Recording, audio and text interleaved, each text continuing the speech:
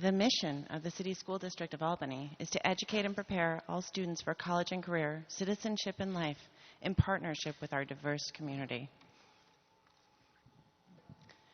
First up this evening, we have a report from our superintendent, Dr. V. Thank you, Madam President. Good evening, everyone. I'm going to try to read this off this lovely computer.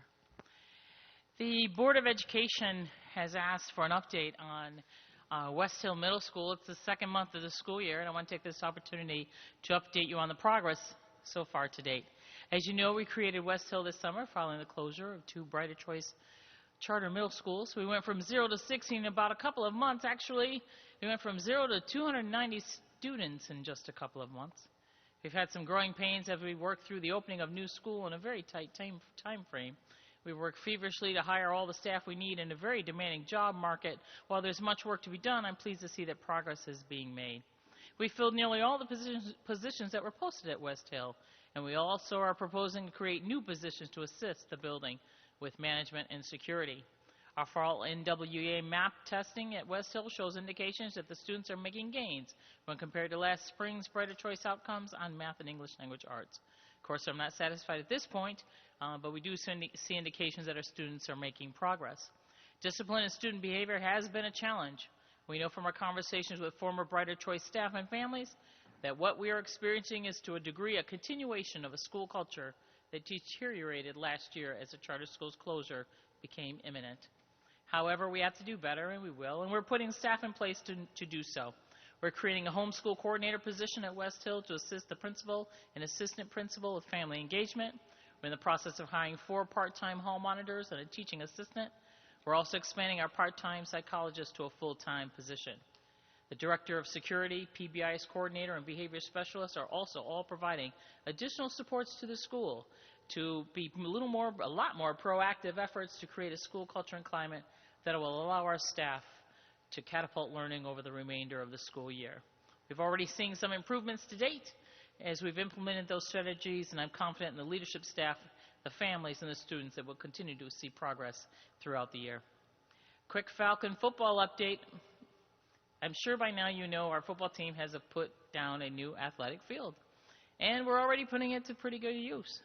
The Falcons beat Colony at home last Friday in a very exciting game. First time we've beaten a AA opponent since 2007. So we decided we're going to have another game. The Falcons, might as well.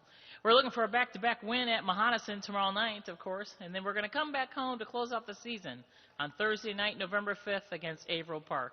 So I hope you'll be able to join us, tailgate, and have a good time. Please don't forget, lots of things to think about. Daylight savings time, set your clock back, please, on Saturday evening in the middle of the night, so you don't end up an hour late to school or an hour late to work. As a reminder, next week, 2 weeks from now, on Wednesday the 11th, is the observance of Veterans Day. Please make sure you serve a veteran on that particular day. This coming Tuesday is Election Day, and of course, we know that all of you take this very seriously. We have an opportunity to decide the future of Albany High School, and we'll talk about that in a little bit. And it's the annual Board of Education election on Tuesday evening. This night and this week, I also need to note that I want to conclude my section of this report until I pass this over to our brilliant principal, Jasmine.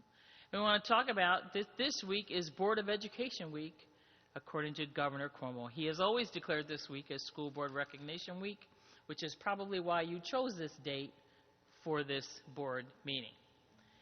Yes, so I want to take the time, of course, to thank all of you for the countless hours you spend. It's the best volunteer job and the hardest job, I think, on the planet. So I want to take the opportunity to read the Governor Cuomo's proclamation.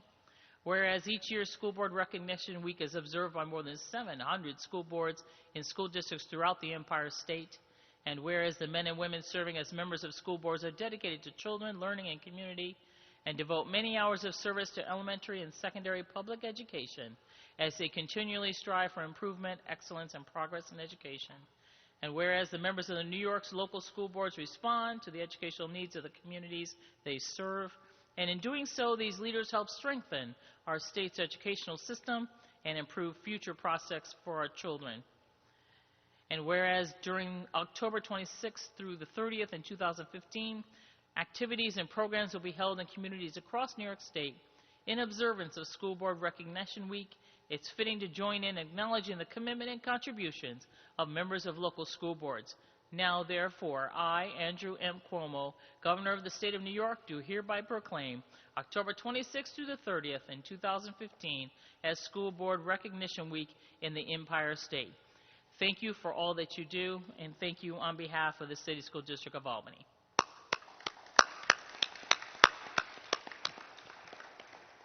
And I think you have goodie bags. We do. Thank you very much, and thank you to my fellow board members for all your hard work. It's not often that we get recognition for it, so we'll take it. Next up, we have our fabulous student representative. Oh, I'm so sorry. Even also fabulous principals report. Fabulous. Fabulous. Jasmine Brown. Thank you. So I'll take first, welcome to Giffen this evening. I'm going to take a few minutes to just give you some kind of highlights and updates about things that have been happening in the building here since the school year started in September. I am going to start with technology. To use Nicole Lindemann's words, Giffen rocks.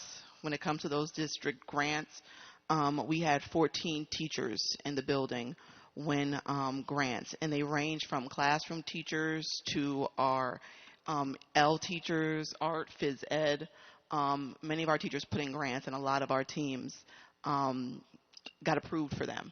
So we'll have some additional technology coming in the building. We currently have some netbook carts as well. We recently got a Chromebook cart. The picture up there, our second grade class has led the charge, and they are teaching all of our other students, including our older students, how to use the Chromebook cart. So they've been traveling around and helping everyone in the building. Also, I have a teacher leader, Mrs. Bustelos, who is on our district technology committee, who's been offering weekly PDs. It's not on a teacher PD day, and teachers are in there every week getting assistance around the technology that we currently have in the building and the technology that is coming. So I'm very proud of our teachers and staff for putting their best foot forward to try to improve that, engagement in the classroom. As you walk through the building, you'll see our PBIS matrix all over. In the hallways, it's in the bathrooms, it's in the classrooms. We started implementing PBIS 2 years ago, and it's really taken off at this point. This year, we have teachers who are teaching, modeling. Students are teaching, modeling, practicing what those 3 Bs are. The students know the language. The parents know the language. We're in conferences, and parents are using the 3 Bs to explain to children what they should be doing, what they should not be doing. So it's good that it's progressing. Second Step is now being implemented in all of our classrooms. That began the first week of October. So that is an additional support to our current PBIS program. We still have dance parties going on. That's something we do periodically to recognize students that are exhibiting the right behaviors in the hallway. It literally takes 1 minute. The kids love it, the teachers love it, and it's free. We started doing that last year. And then we now are implementing some of our Tier 2 behavior supports. So we now have started check-in, check-out with our students who aren't meeting 80% at our Tier 1 level. So we've started to implement that. So now we actually are using our data to not just drive academic interventions, but behavioral interventions in the building as well. This year, we also have an additional reading teacher, which has been a great blessing to the building. I want to say as of this morning, we were at about 575 children. We have some grade levels where we are 4 deep, so that extra support has really assisted us with our Tier 1 push-in. We have reading teachers pushing in the classroom. Our L teachers are pushing in the classroom. I'm also very proud of our speech interventionists. We have a pilot program here at Giffen um, language intervention lift where we have a partnership with St. Rose and some interns who are also pushing into our kindergarten classrooms. That started as soon as we started school. So in addition to reading, we also have speech teachers who are in each of our kindergarten classrooms helping during that RTI time. We have started our Tier 1 support plans. We got that done early, so we didn't have to wait for interventions this year. We assessed early and got the assistance in the classrooms right away. Our language intervention program, we've started to see some progress, and we actually have our speech teachers going to Denver to present on the pilot program that started here at Giffen. So very proud of them. Our building leadership team attended a school turnaround conference over the summer. They've been running PDs for our teachers around the things we learned there.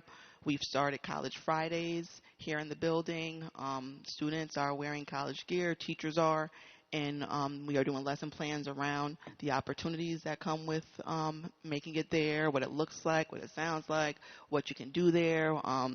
So once a month on Fridays, teachers are working a curriculum around that. We also received our state training recently, so as a building, we're working on our self-assessment, things of that nature. PD, we've been trying to really target PD for our teachers as well. We are working on data team short cycles in our common planning time, looking at all those data points and trying to make instructional decisions around what trends we see across the grade level. We've been collaborating with New Scotland Elementary School as well since August around racism and cultural responsiveness. We read Waking Up White. We've started a book study within the building. That's been running well. That's been led by the teachers, not so much myself. And Mr. Amonio and I have continued to have conversations around how to get our staff together around that. We actually are, there's a poverty simulation going on next week that teachers from my building, from New Scotland, as well as TOAS, have been invited to, that we will be collaborating on next week, one evening next week. And Mindful Moments has also come to Giffen to support PBIS. Ms. Bethany met with our teachers about a week ago, so it's not up and running here yet, but that will be coming as well. You know, we're always working around parent engagement. I'm just trying to make sure my slides are matching.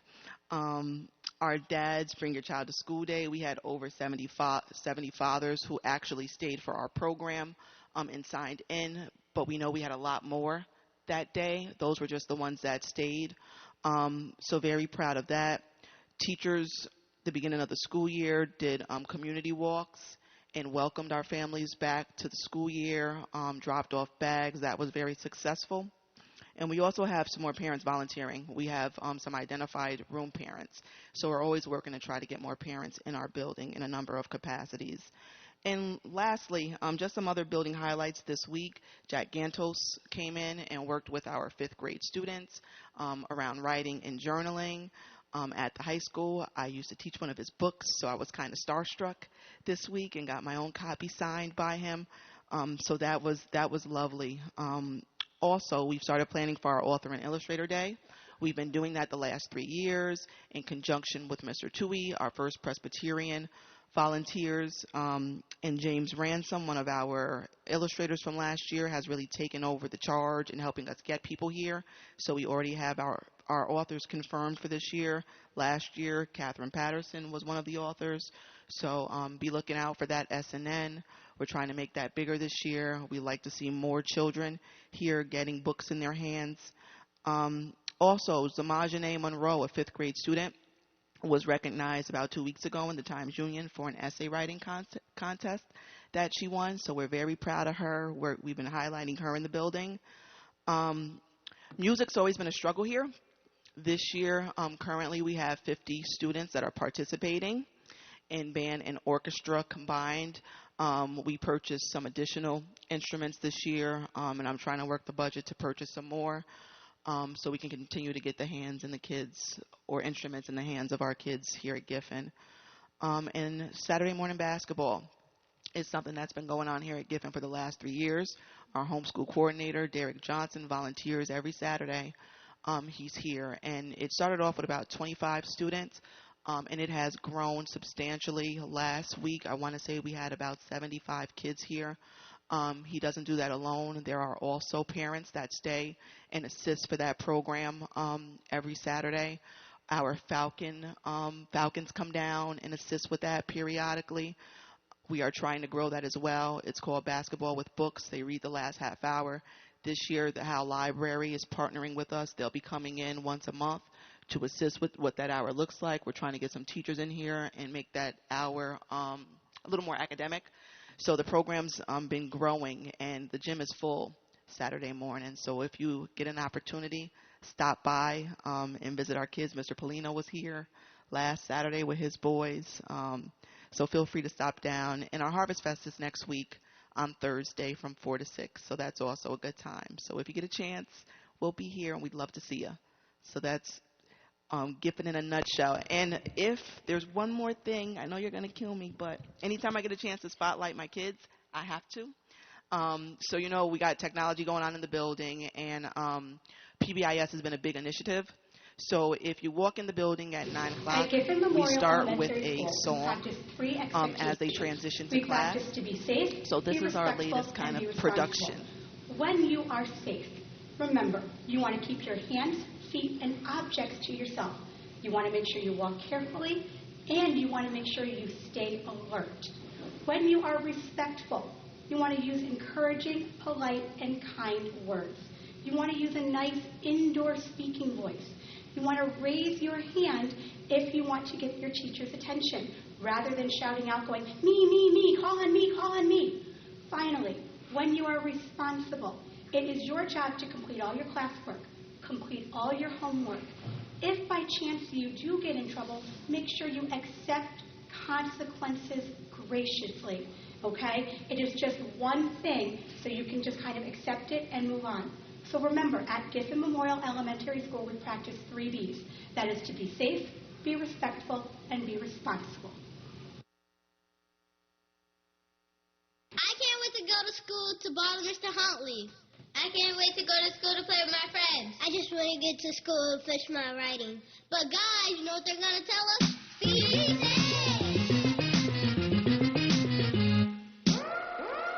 Be safe, show respect, be responsible. In school. In school. Be safe, show respect, be responsible. In school. In school. When you come into our school, you have to follow the rules. Don't get in my face. I need my space. I'm taking my place.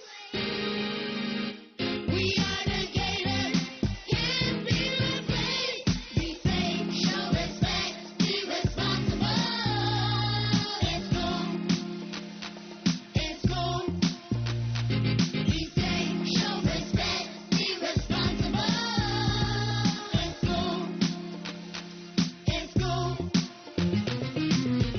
When you come into our school, you have to follow the rules. Don't get in my face. I need my space. I'm taking my place.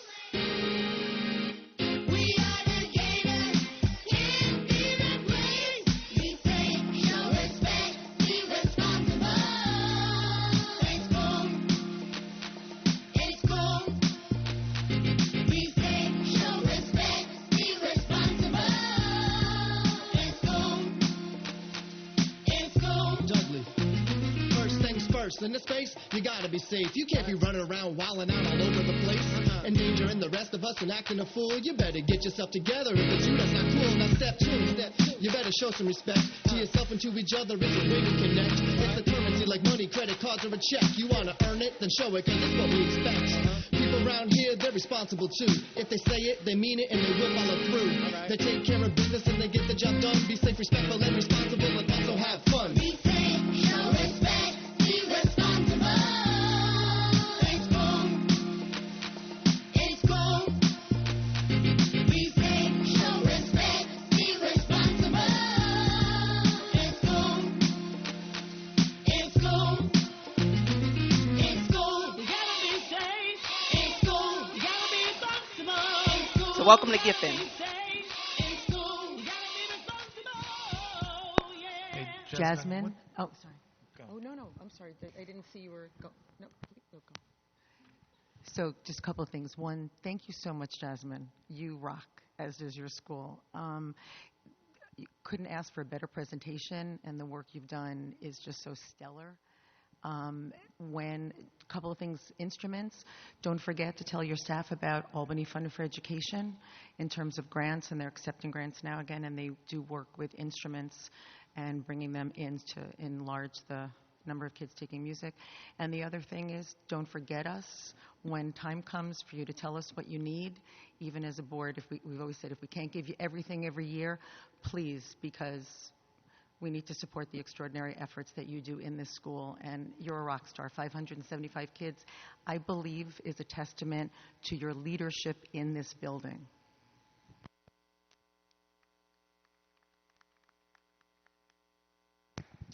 My question was just around the instruments. What exactly is the situation? It's hard to really pinpoint because I kind of came into the situation. This year we do have some additional staff in the building for those students who can participate in music. Instruments are always a struggle with us. We have kids that come, kids that go. So every year we're replacing instruments. We do have a core group of volunteers that assist with repairs. So that's like that budgetary, that's not a big deal for us, but we haven't always had the same music staff as other buildings. And it's just, we don't keep kids a lot who are involved in music. So every year we're chasing down instruments and kind of replacing them.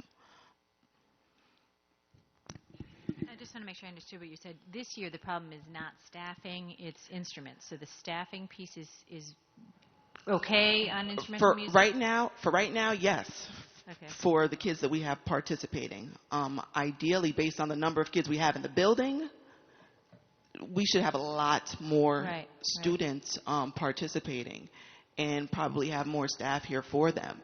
But even right now, if we have more staffing, we don't have the instruments to put in the hands of So the real all limiting of the factor students. is still the number of instruments that you have That's on hand. that's a piece of it. But you have the interest from the kids. Always. You always have the interest. The kids want the music. They want to be All the involved. instruments we have in the building right now are in the hands of kids. Thank you so much. Oh, You're welcome. Kelly, you're up now. Yeah. Okay. So, hi. For those of you who didn't attend the past board meeting I was at, my name is Kelly Strasnevsky, and I'm the new student representative for the school board. As I mentioned last time, we will soon have another person representing as well. We have yet to have senior class elections, so as of now, it's just me. I don't know about you guys, but at Albany High, we are thrilled with the new turf field. It looks great. The blue and white Albany in the end zone is actually really cool. Despite being a little chilly, the first ever Albany High School football game on the turf had a great turnout. The marching band again was quite peppy, and along with the cheerleaders put on an interesting halftime show. Thank you to Mr. Brian Cady, John Halverson, and the rest of the smaller Falcons who came out to support. The new field is now being used for physical education when it's nice. It's actually surprisingly good for playing ultimate frisbee, although the little pebble-like things do tend to get stuck in the sneakers of unsuspecting students. And Coach Taselli is having a lot of fun with the new commentator's box. It's always entertaining to hear what music he'll play and when the next interjection of encouragement to participate will occur. I have to say, I was very disappointed on October 23rd. I was in Boston, so I did not get a chance to see the Falcons win their first game on the turf field, beating Colony High 35-34, although it was everywhere on social media. have to say my favorite video is probably dumping the water cooler over the coach's head. It's always great to see so much Falcon pride among everyone at school. With this success, I have faith in our Falcons for tomorrow's game against Mahanasin. We also look forward to seeing varsity lacrosse play on the turf field in the spring. On a more academic but no less celebratory note, congratulations to William Kelly and Indigo Anderson on scoring well enough on the 2014 SAT/National Merit Scholarship qualifying test to be placed in the 2016 National Merit Scholarship Program as commended students. This put these two outstanding scholars in the top 5% of all 1.5 million students who took the SAT in their junior year. Not to toot my own horn or anything, but 3 seniors at Albany High have been selected to participate in Conference All-State. Kian Sylvester will be singing in the All-State Mixed Choir as a tenor. Percussionist Eugene Larini has been selected as an alternate for the All-State Symphonic Band, and I have been selected to play first trumpet for the Symphonic Band. For those less musically inclined, Conference All-State is the biggest musical conference in the state. In the months of March, April, May, and June, musicians throughout all of New York State compete at a statewide festival called NYSSMA, New York State School Music Association, and those with the top consecutive scores spend a long weekend in Rochester, New York at the Eastman School of Music preparing a series of concerts. So, should be fun. I believe the last board meeting in September I attended, it was particularly dreary, and the hall monitors had to close all of the back staircases due to flooding. Since then, it has rained several times, although none quite to the extreme as it did then. For many people here, the music wing at Albany High is a foreign place, full of oddly shaped pieces of metal children blow through to make sounds that can be beautiful or can sometimes be compared to dying moose or cats. Everybody has those days. What many of you, even those somewhat familiar with the music facility, may not know is that when it's raining outside, it also tends to be raining inside, unfortunately. Pretty much all of the students who know about the opportunity for the new school are really excited. What they don't know is that it has yet to be set in stone. Many students throughout the district haven't even heard that we have an opportunity for a new high school. Almost all the students agree that Albany High can desperately use some renovations. The turf field is a great start, and hopefully we'll be able to continue this idea for the next 7 years, give or take. Being a senior, it's that time of year. Many of you probably remember applying to schools. Now we have all sorts of helpful innovations such as Naviance, an online program where students can organize lists of colleges they're thinking about, apply to schools, and send for teacher recommendations. Through Naviance, guidance can send your transcript and teacher recommendations, plus the Common App can be submitted right to your schools without the crazy hassle of what it used to be. Guidance is also a big help with the immense task of figuring out your future. Just in the past month, they've had numerous opportunities to help with each step of the way. On October 13th, luckily it was not a Friday, Schenectady County Community College had its Instant Admit Day at Albany High. Instant Admit Days are great for some kids. On Instant Admit Days, you can be accepted in person, and there's no application fee. October 23rd, this time it actually was a Friday, Guidance held its Hudson Valley Community College Applications Assistant Day. This is fairly self-explanatory. After school, there is an opportunity for students to bring their college essays in and have English teachers read them and help students get to the final product. After all, proofreading is extremely important. I'm currently stuck in the position of needing to get what once was a 1,300-word essay, it is now currently 964, down to 650 or less in order to be accepted with the Common App. October 27th, Hudson Valley Community College had its Instant Admit Day.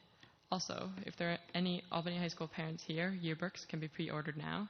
I mean, who doesn't want a giant book to treasure all of their amazing, and not so amazing, but mostly amazing, high school memories? Ms. Weckler will be able to help with that, or at least point you in the right direction. I think that's about it. I hope this was relatively informative. Thank you, and enjoy your Halloween and have a spooktacular night.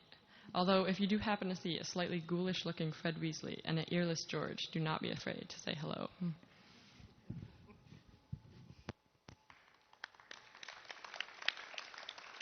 Kelly, I don't know the amount of time that you put into those, but they are so wonderful. I mean, it's so informative and really appreciated. Next up, we have an update on the high school project.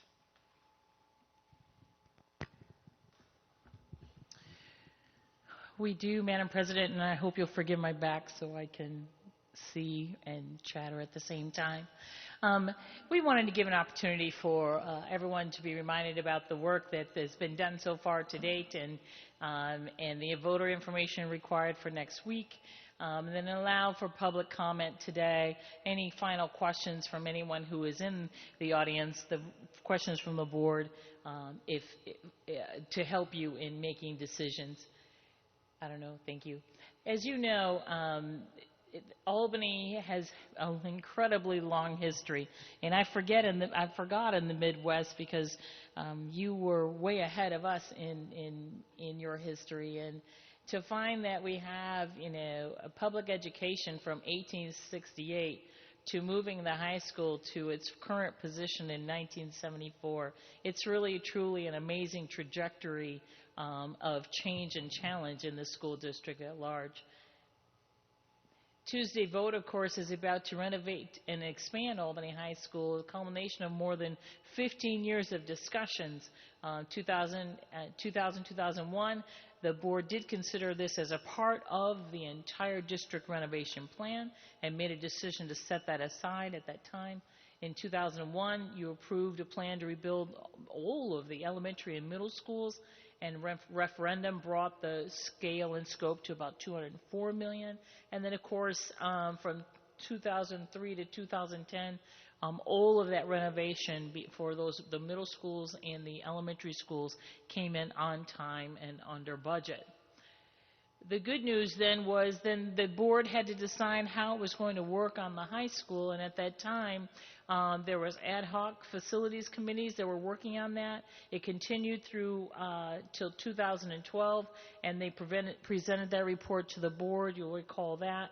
October, the board authorized a competitive bid process and approved CS Arch as the architect and engineering partner for the project, and Turner Construction to manage it. In November of 2012, the board approves that timeline, all of the community engagement and public input to create the vision for the high school.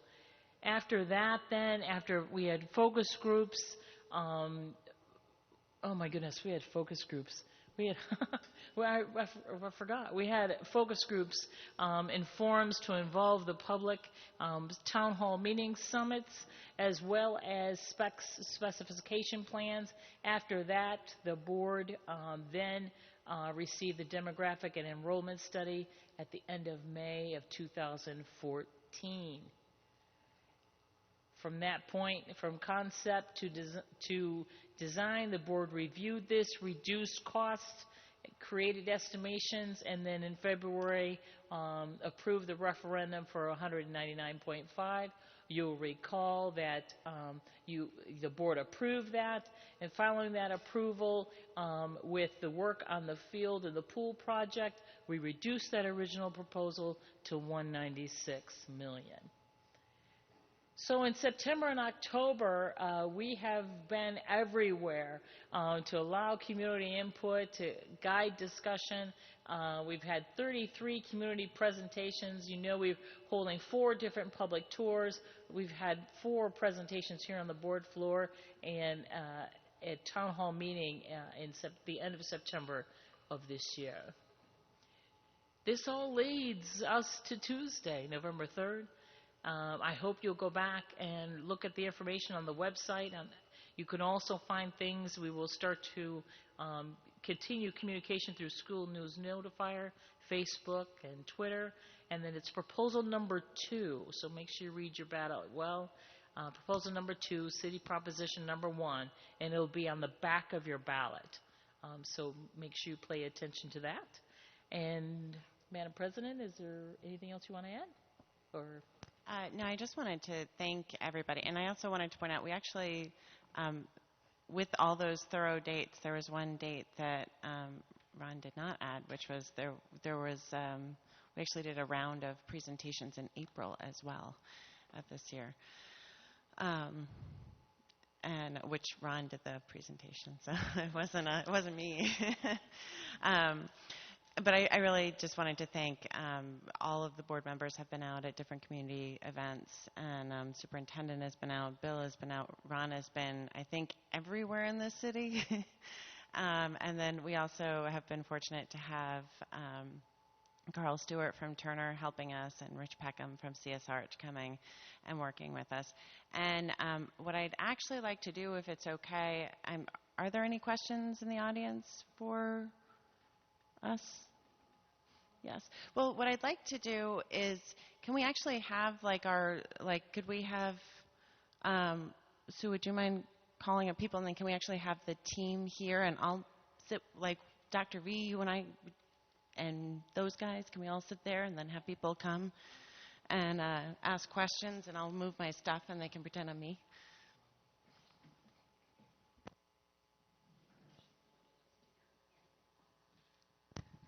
Susan, I saw your hand up first. You want to come over?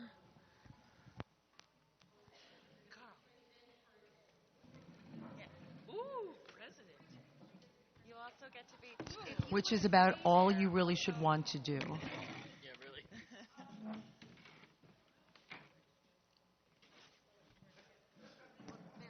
There we go. Can you hear me now? We can hear you.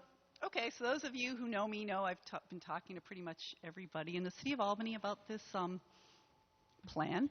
And the one concern that has come up over and over again from long-term residents and parents of young kids is we have this money from the state to build this great new school, but they're really worried, how are we going to maintain it? They said, well, we didn't maintain the old school. And then parents of elementary school students in new elementary schools say that they feel like the schools are not getting the maintenance that they need. So that's my question.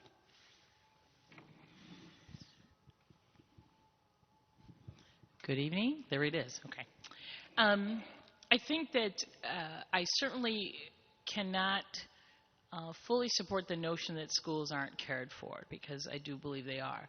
I do believe that the district suffered under a recession, and so I know that monies were allocated to the degree they could for all the buildings, and I think that's what people forget. You have to maintain all the buildings, and so some large pieces of equipment are eventually going to wear out, and Jenny likes to talk about buying a new car. At some point, your car is going to wear out, and it's going to outlive its livelihood, and so you have to replace those. But a $20 million piece of equipment for a pool is a different conversation than a vacuum cleaner. And so I actually commend our staff for taking care of the equipment as much as they can, and at the same time, at some point, you're going to have to replace it. And so the patching and one of the people told me some of the equipment is old enough they can't find the parts anymore. So you have to makeshift a way to make that happen. Can we guarantee that won't happen? No, because things will break down.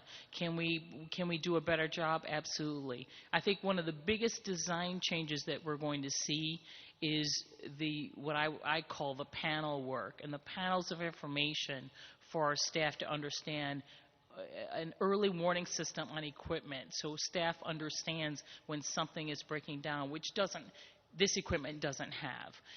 And so the ability to know in advance that something is happening will change everything in how we can deliver services for that building. So that's one of the design changes that I think is exciting about the new ways in which they monitor machinery to continue its lifespan. Did you want to add to that? I just wanted to ask a question. Which elementary schools did they say were not being upkept? Delaware and Montessori. My kids are in Montessori. I know. It's fun. It's I'm great not school. in any of those schools. I'm just repeating what I've heard, and I've heard about Delaware. Yeah, I've heard about Delaware a bit. I will say that I know there's a shared concern about the heating system, which I know I've talked to about Rich with this about already. Both Delaware and Montessori were designed by the same architecture firm, and there is some structural challenges. I see Mr. Jones in the back who will confirm that there are some challenges in getting the heat equalized and normalized throughout the building at Montessori, and I believe Delaware shares that problem, but that's not a maintenance issue. It was an original design issue. I actually think the schools are well cleaned and maintained, and there's nothing broken in my... And one of the issues at Montessori is the actual sunlight. So one side of the building gets a ton of sunlight, and those rooms are a lot hotter. The other side does not get any, and so the rooms are a lot colder. So, I mean, I realize a heating system should go beyond that, but like... So you've thought about that for this new plan, right? Do you have any more questions? No, just, I guess, in the bigger building I know you don't do the budget until later for this building, so you probably can't answer this, but I guess the worry is, well, we'll have this one-shot payment, and that's not that much, and that's fine, but the worry is the cost of the maintenance of this bigger building, and will that be?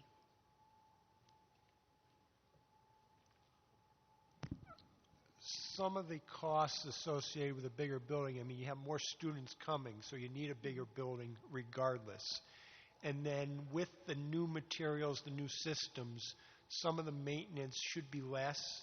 We're hoping that through the design and, people have taken tours through the high school, recognize how many blind spot corridors there are and what that means for your hall monitor staffing and everything. So we're optimistic through a well-designed planned building, you'll be able to deal with the hall monitors on a larger building without significantly increasing staff on those. There's a lot of those design elements. The system will have a much more functional operation, what we call a building management system that controls the heating and ventilating and cooling systems so that could be run more efficiently. And some of those things in that system help with the maintenance, because basically what they do is they track how many hours a certain piece of equipment's been running. So the maintenance staff, if they know that after 500 hours of runtime they have to do something, they'll have reports that say, these pieces of equipment now need that type of service. So, yeah, and I'm great. I'm glad to hear that. That's really exciting, and I think it'll make it easier for everyone. And then if I can just follow up with that. Right now, so today I've been slightly obsessed with getting flooding pictures. And so I went today because I knew that I would have that, and there was success, which not as dramatic success, fortunately, as Kelly pointed out. They did a great job, maintenance staff, kind of doing a quick fix so that there wasn't that dramatic flooding in the towers, so the students were still able to use that. But there was still some flooding issues in the music hall area. Was definitely one of them.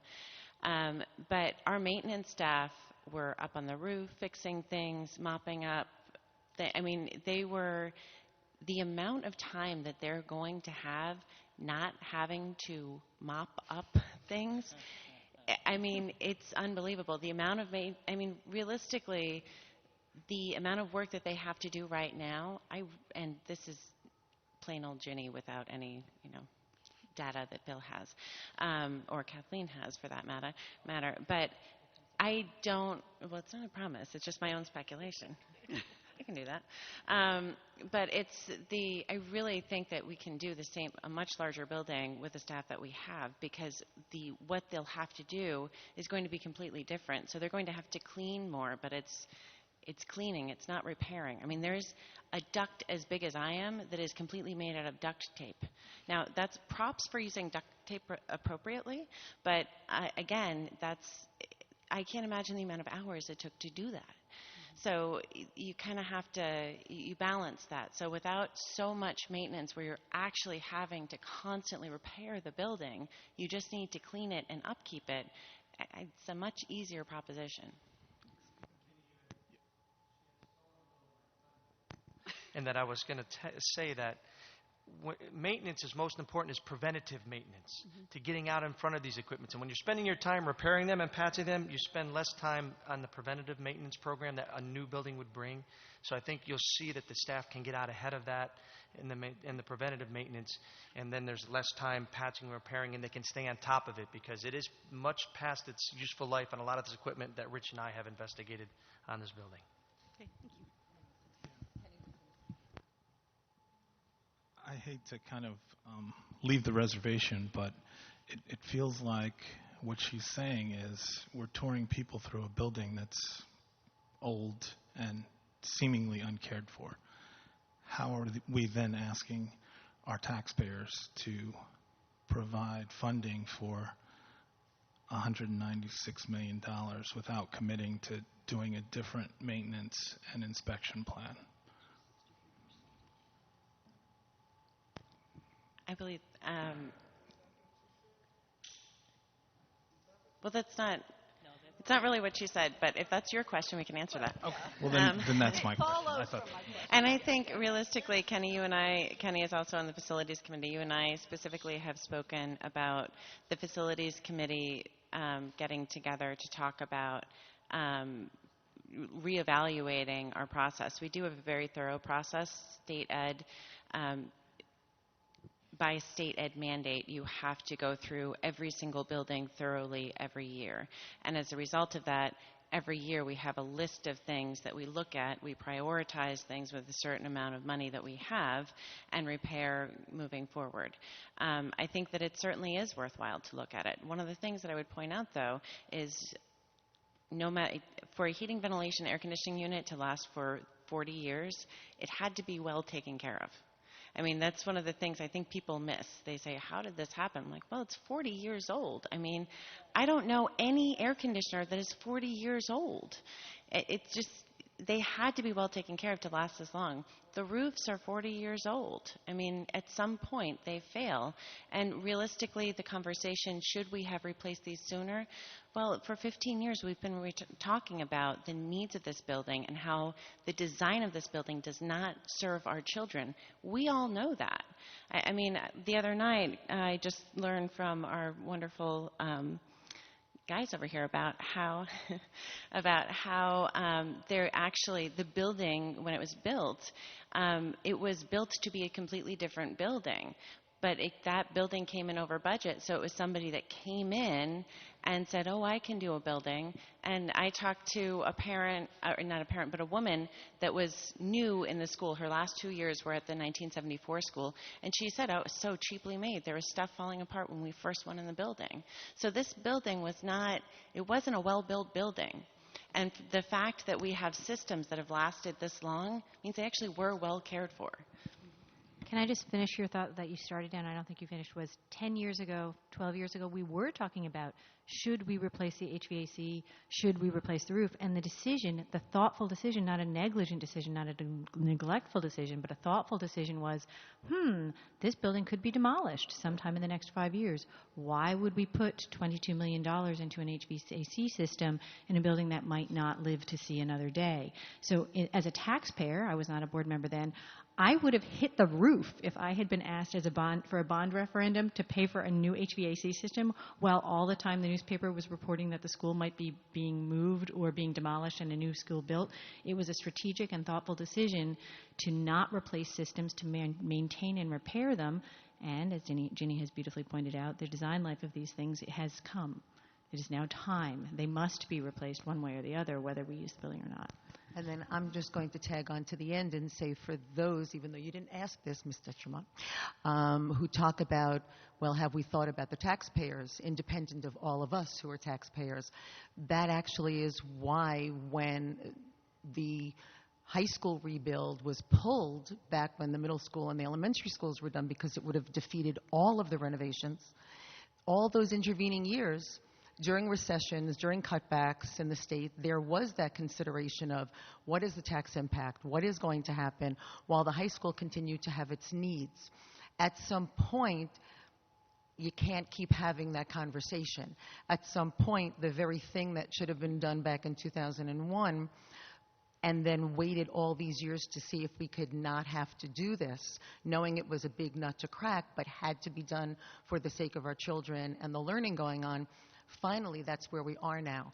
And I think it took a lot of sort of perseverance to go through those years and to finally say, we really need to finish this high school, the thing that was supposed to be done so many years ago, which actually was at a price not adjusted for inflation, larger than what we now have 14 years later. Next up, we have some. Come on up.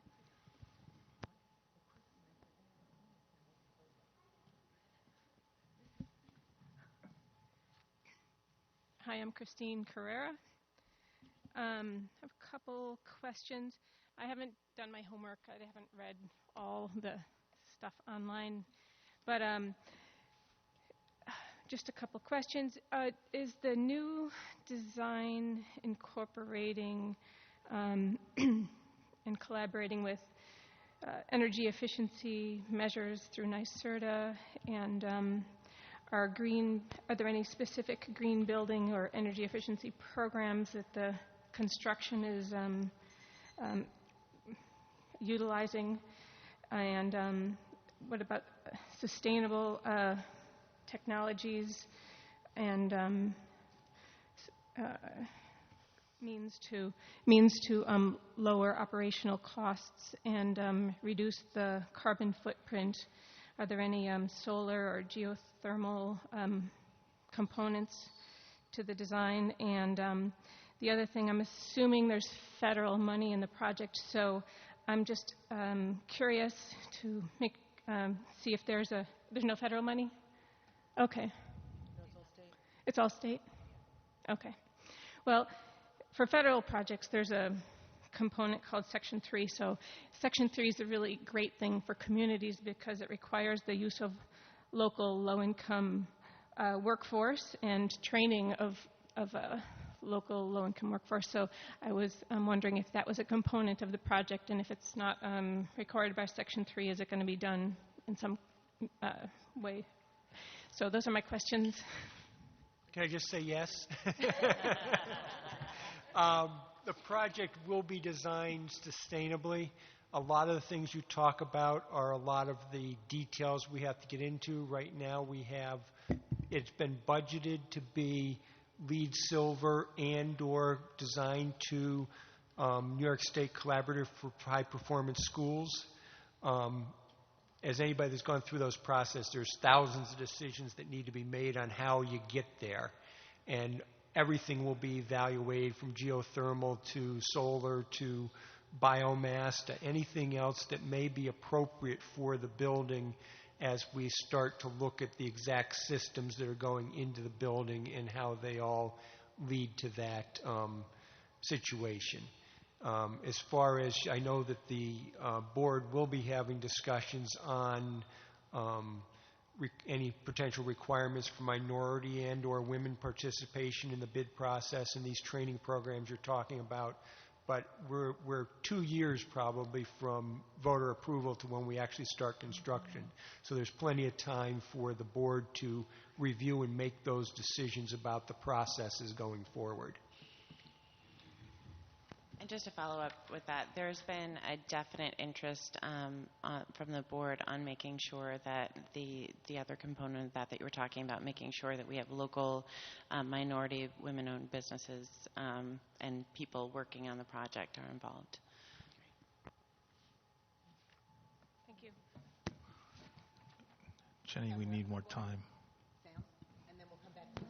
Can I get a motion to extend? Can I ask for a show of hands as to who else has questions so we know in terms of extending? 1, 2, 3. 20 minutes. Samuel has it, yeah. 20? I'd like to make a motion to extend for 20 minutes the time for public comment on the high school. Am I allowed to do that as the acting? Yeah. All in favor? I can technically do it from over here, too. I saw the second. I think Jen got it. So Ann and Kenny. And Rose is, I'm not sure. Okay, thanks. I'll try to be quick. First, I want to thank you all for touring everybody into the high school and all the time and effort you're dedicating to this project. I did tour the high school, and I was shocked at the deterioration. I also spent, I have a 6th grader in Hackett. Before that, my daughter was in Delaware, and she started in the first pre-K class of the dual language program, so I spent a lot of years there, and I was shocked at the way the building deteriorated for its only being 10 years old, and I think that was basic neglect of preventative maintenance. For example, the snow, which we often complain about, it's very tight streets, is not removed sufficiently, so they pour salt all over the place, so the masonry has had to be repaired, and that to me is not a $20 million piece of equipment, but that's a shovel and a broom and labor. And I know we have people, so it just feels like neglect. It's not making sure it gets done. There's also been mice infestations in some of the classrooms. There's been filth and dirt, and it's hard for me to have faith that this will be well managed or maintained when I recall the last building spree and how that was handled. Further, now I stand outside of Hackett, and I see the ivy crawling up Hackett. I see the bushes that are almost going to like overgrow and take over that electronic sign. So it's hard to see the bigger picture sometimes when I see a lot of these little things that are often falling through the cracks. So. But when I did tour the high school, I was over at Abrooken, and I was wondering about our CTE offerings, and it's often brought up that Albany is one of the only, I think, district that's not part of BOCES. And I'm wondering why that is, and how our offering of CTE classes compares to other districts, cost-wise and quality-wise. Last year, I had the pleasure of touring Albany, or Tech Valley High, and then I was kind of surprised to learn that Albany students can't really go there. So that's really my question. Jimmy's going to answer your question. Okay. I can totally handle that. Sometimes my day job pays off in my volunteer job. So Albany is one of 7, which I actually believe is now 5, because we had legislation passed last year, school districts in New York State that is actually not allowed to participate with BOCES. It's not allowed to be a BOCES partner. So that means there's 2 sides of that. So the positive side of that, and I think the reason why at whatever point that legislation happened, primarily it's large school districts that had an internal CTE program. So BOCES was actually created as a collective because the smaller school districts were unable to do CTE offerings back in the day.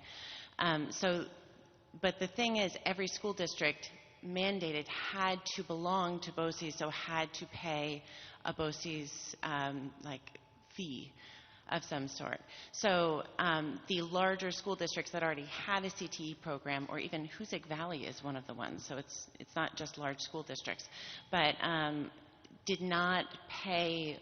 They were kind of exempt out of it, so they didn't have to pay that fee because they already had CTE programs.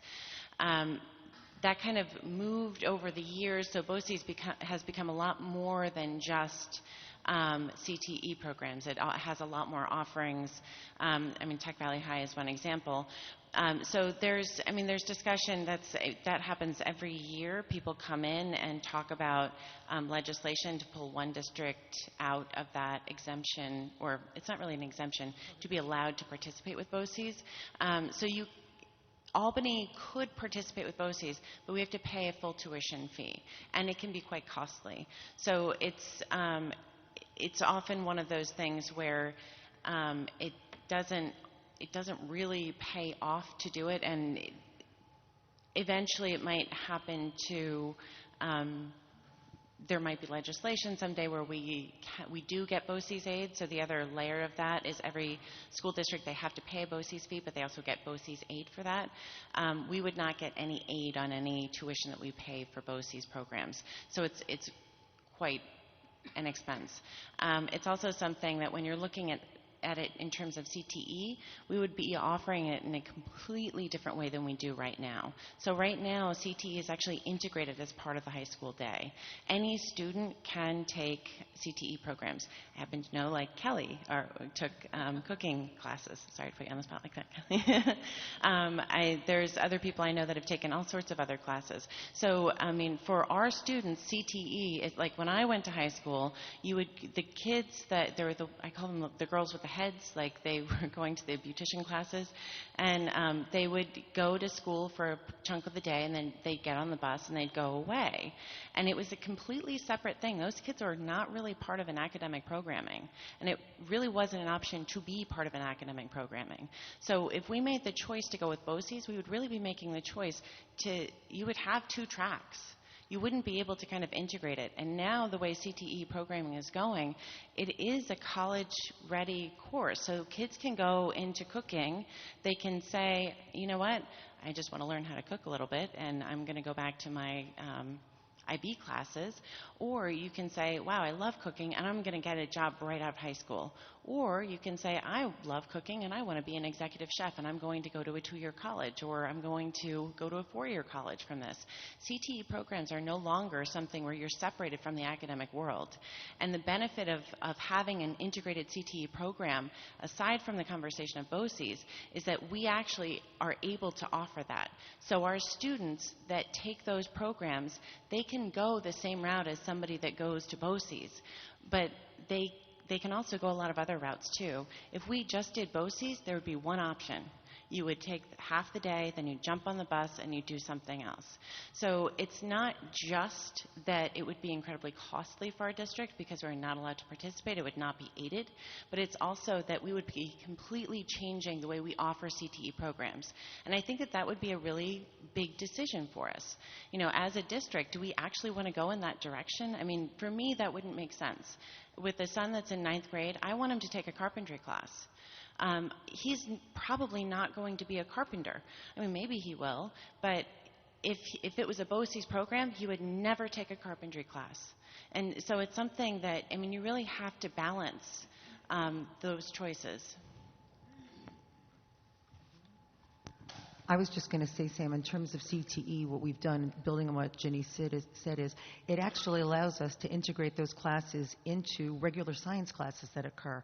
The construction work that was done on creating the small theater for Wardale's drama ensemble that is now at a Brooklyn, that was done all by our students. I just saw the space basically finished today, and it's gorgeous, and you're talking about kids who could actually be taking science classes and math classes, take their geometry work, and I remember Lorraine Clark, who used to be at a Brooklyn teaching, talked about how they were taking history classes at the high school, math classes, then integrating both of that into the kind of building structures they were doing over at a Brooklyn, basically creating a seamless sort of hands-on work and really the epitome of project-based learning, which is really what should be and has been going on. And you can see on Facebook when people talk about the kinds of things that engage students and have them moving and understanding real-world issues and consequences to the work that they study in class.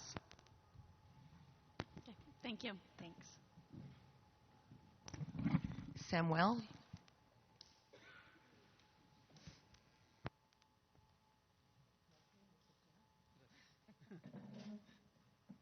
Hello, my name is Samuel Carrera. Hi. Hi. Samuel Carrera. My wife was here talking about federal funding, etc. And my kids. I have 2 kids in the school district.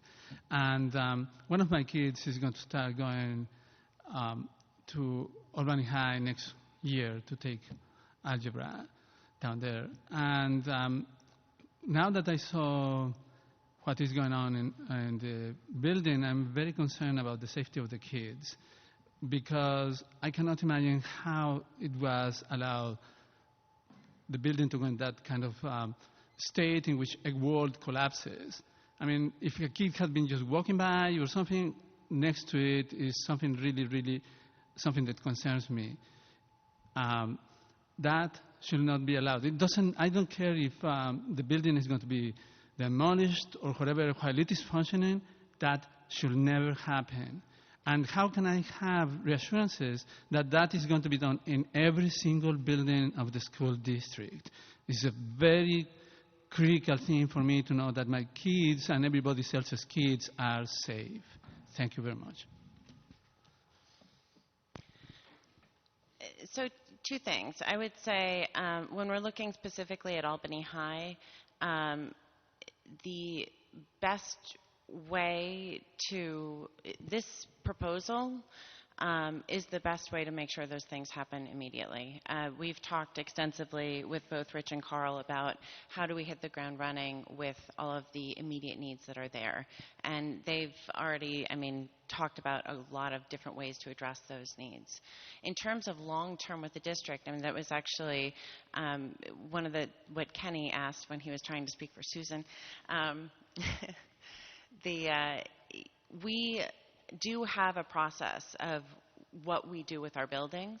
And there are some wonderful parts of that process, and there are some things that we'll definitely keep. We have to reassess the process. I mean, that's something that as a facilities committee, we need to make sure that we're having proper oversight. But there's two sides to this.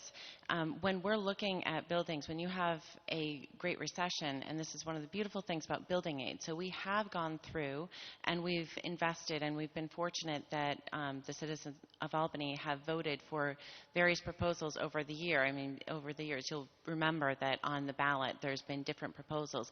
There's like, you know, a little bit for this building, a little bit for that building, fixing them and making sure that they're still whole. So it's an ongoing vigilance, and I agree that when you have a building that gets to that state, again, we talked about how it happened and why it happened. I understand it. You have a poorly built building that the systems are old and they need to be replaced. This is where you get. But it doesn't mean we should use this as an opportunity to re-look at our systems and make sure that what we're doing works, to make sure that any building that we build in the long term really lasts. I think Bill's going to weigh in One too. thing I'd like to add is what happened where the exterior wall, where there was bricks fell out. That was a unique situation to the pool walls.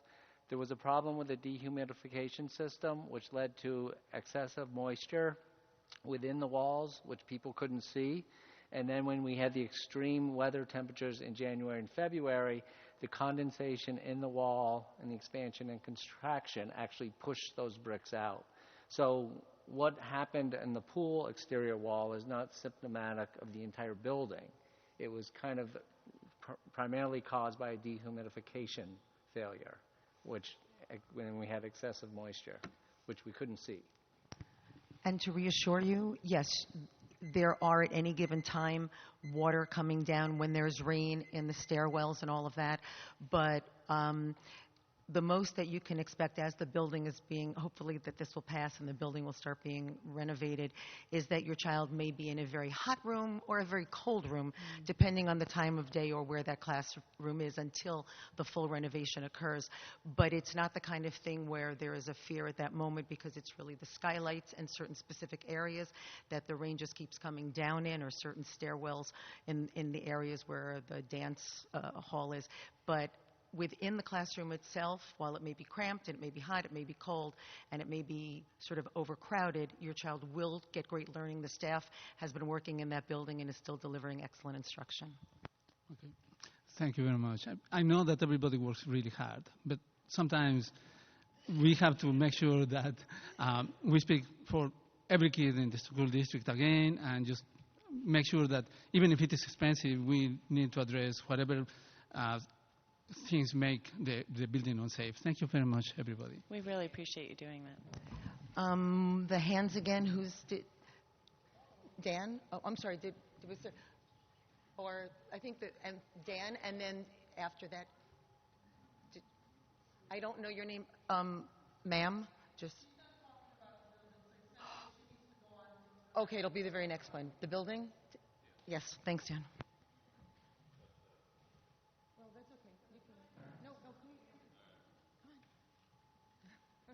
Thank you so much. No Show up.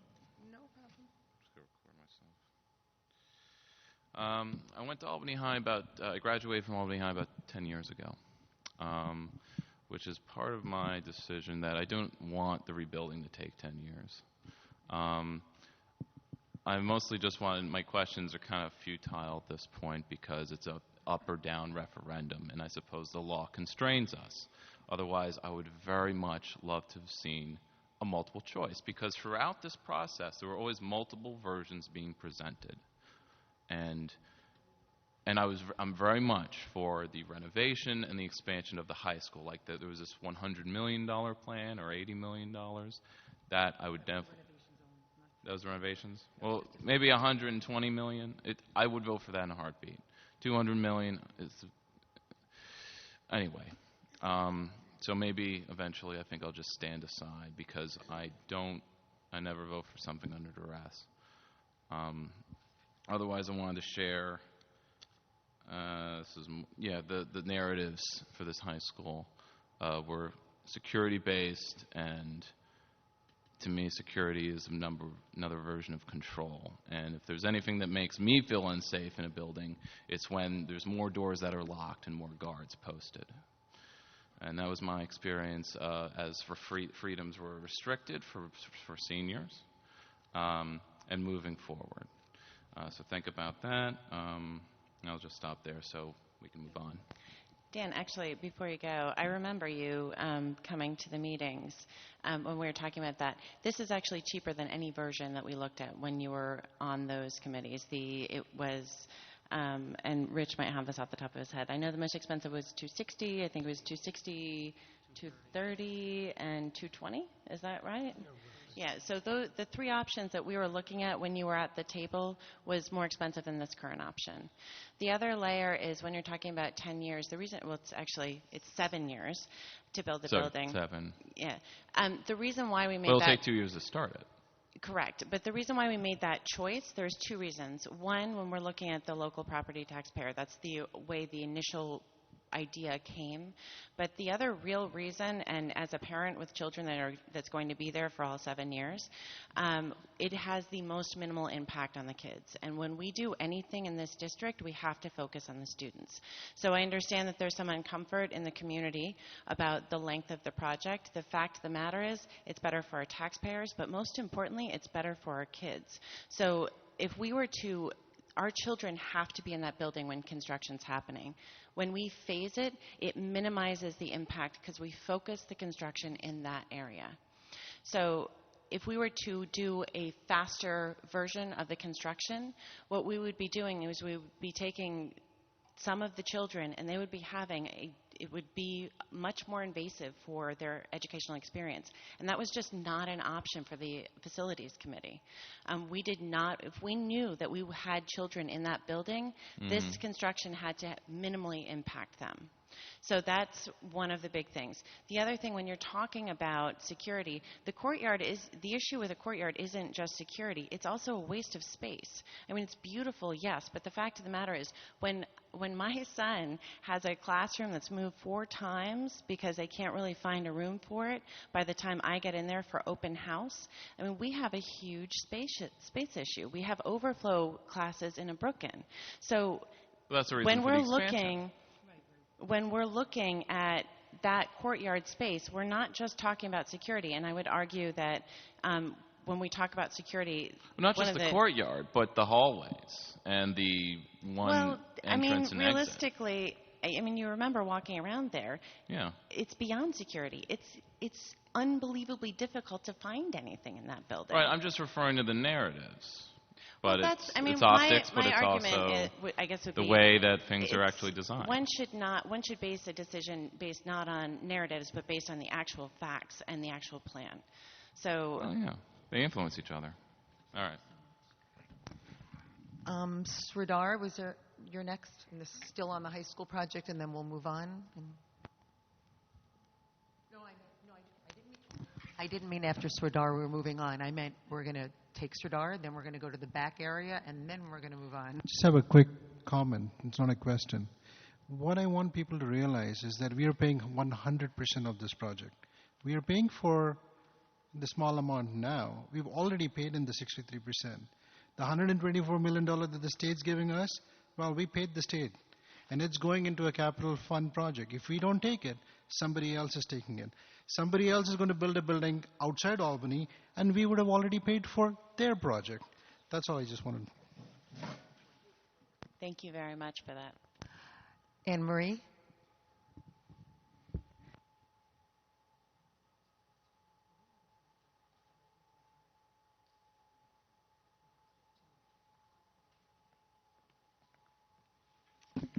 Thank you. I would just say that I just want to revisit very, very briefly how we're getting to the numbers, because even in a handout tonight, we're showing 2,522 kids in the school in 2023, only an increase of 69 students from what we have today. And on this report, it's showing 130 plus kids from this year to 8 years from now. So I know originally the plan was that we would have 3,800 students based on a 90% graduation rate. And charter schools closing. That was 3,800 students. Below that, we had 3,100 students, and I can't remember if it was based on charter schools closing or the 90% graduation rate. So I'm confused with the number.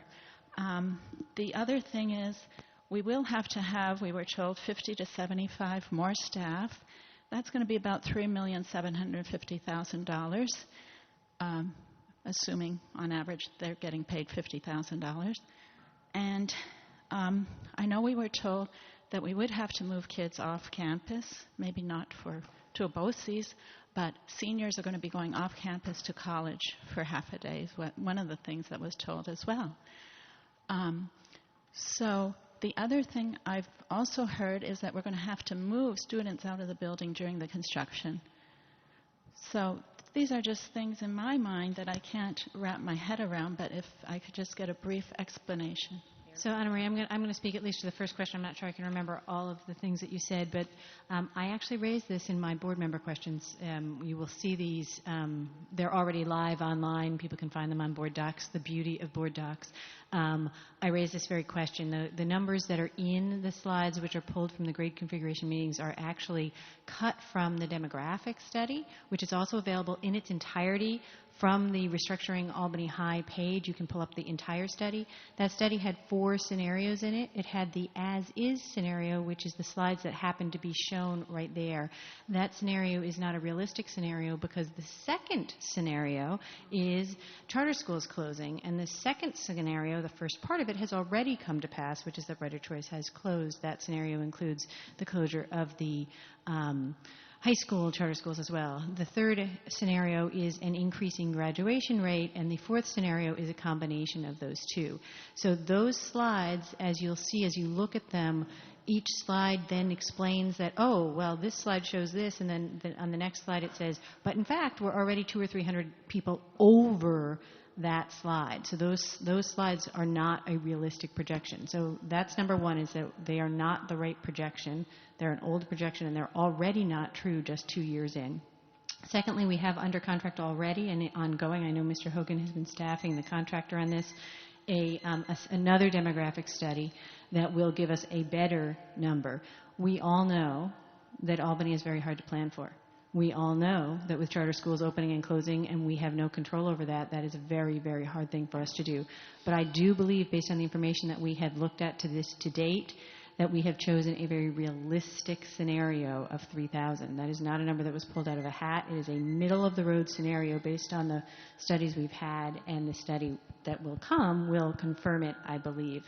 Correct. And we will have that other study within the next few weeks, definitely within the month of November. But I have the numbers as of today, and the elementary schools today are 391 students more than the projections show. So let's call it 400 kids. Those 400 kids are already here. The high school actually today is 2,410 students. So based on the scenarios, the worst case scenario was that we would need space for 3,500 students. So the decision was made to go with 3,000 because it certainly would cost a lot more money to build for 3,500, and no one really knows. As Mrs. Savage indicated, Albany, trying to project our enrollments in this town is, everything's moving. All the variables are moving all the time. So all we can do is take these snapshots and that's the best information at that point in time, and from that you make the decisions. So even though the last enrollment study was completed in June of 2014, we're saying before we're going to build everything, we want to update that again, which is being done right now. So we're basing it on 600 more students? 600 additional students, right. Okay. Can I just ask, I know the 2 high schools are up for review, charter schools. How many students are in those?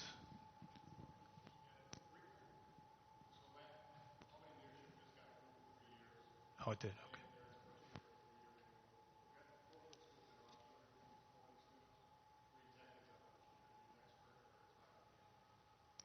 So I'm just going to say that into the microphone because we are audio recording this and we are going to have this online. So what Ron Lesko said was that Albany charter, Leadership Academy was approved for 3 years, and that the remaining school that's up for renewal. Did you say how many students are in at Green Tech? About 250 each.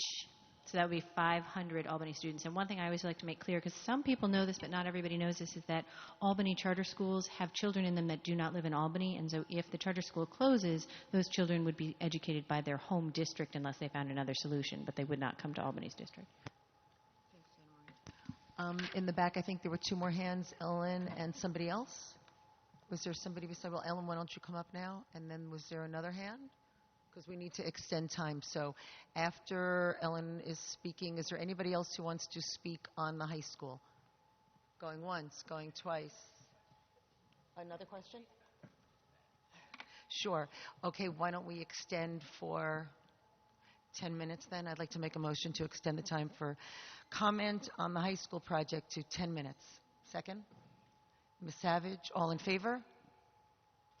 So that is 4 members in favor and anybody against? Anybody abstaining? Ms. Brandon is abstaining. Dr. Brandon is abstaining. Thank you. Thank you for holding this session so that we can get some questions answered. I do have 2 questions and 1 comment. The one question was from someone I spoke to yesterday, and I couldn't answer it. The question was, I understand that we're proposing to extend the project over 7 years so that we can take advantage of additional state aid. It sounds like we were maxing out the state aid for the first 5-year period. Is that maxing out the state aid available just for the high school, or maxing out the state aid available for all capital projects? So if we wanted to, let's say, renovate a building to serve as a third middle school, would we in the next 5 years, would we be able to get matching funds for that? Each academic school building has their own, what they call maximum cost allowance. So the quick answer to your question is just for the high school. It does not impact any other schools in the district. Okay, that's great. The next question I had was back to the BOCES question. If I understood Ms. Farrell correctly, she was saying that Albany is ineligible to be a full partner with BOCES because it's a Big 5 district? No, I didn't say that. Okay. We are not a big, I wish we were a Big 5 district, but you have to have 125,000 people in your city in order to qualify for it. It's called Big 5, but it's actually a different, in the state aid formula, it's a different level. That's one of the reasons why I'm always talking about, like, if we could get more people to move here, we would actually qualify for a lot more state aid. It's something that mostly, although Syracuse, I believe, participates with BOCES, so it's not just the Big 5 districts, but originally, back when it started, it was larger schools that had integrated CTE that were carved out, that were not participants with BOCES. That's not the way it is now. It's actually, it's not even logical, the districts that don't participate with BOCES. Because over the years, different districts have won and 2 different districts haven't. So as I said, it was 7, I believe, as of last year or the year before. It's 5. Okay, because my research showed that there were 5 districts that weren't allowed to join, which is to say the Big 5, and then 4 districts, including Albany, that had chosen not to join. But I haven't found anything. If you have anything that states that Albany isn't allowed to become a partner, I would love to see that. It's in SED law, like mandate. There was actually somebody that asked that, so the question has been asked to SED, and they've not yet provided an answer. Okay, that's wonderful. I'd love to see that answer when that's provided, because I've found information online from SED and from the Rockefeller Institute saying that Albany is eligible to become a member. And the third question I had was was just a comment about the total cost. I know generally in these presentations, people have said that the tax impact of the high school project is $42 for the average house assessed $150,000 a year based on START. Now, the first question I had was, are there any figures available for properties that don't have STAR, and then or for businesses? And the second question I had was, from what I understood from a newspaper article over the summer, the $42 figure is net of additional taxes from some of the bonds from the last capital project that are expiring. From what I understood, the additional costs associated just with the high school project were $186 per year for the $150,000 house with STAR. We do have the business impact. I don't have that number with me right here. And yes, the $42 on the average home increase is the net increase based on other bonds coming off from prior year's projects. So that's to say, if we did not pass this project, the average household's taxes would decrease by $140 annually. Well, that assumes that the $60 million worth of work in the high school that's known today is not done for the next 10 years, and that assumes that the 500 additional kids that are coming, we have no space for them. Right. But So the 42 is net then. The 42 is net. Thank you. And I'll just add, because it's in the newsletter that went home to every household, that it says right in here, if I can find the line, it says, for businesses, the increases would range from $100 to $166 for assessments in the $150 to $250,000 range. So that's And that's also net. That's also net then. There's no figures for the, okay. Christina, you had another question?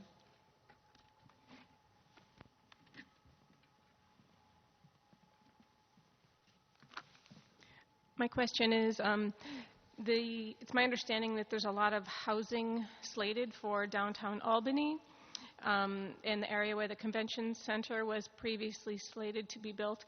And if that happens, there'll be a significantly larger number of people coming in, hopefully with children.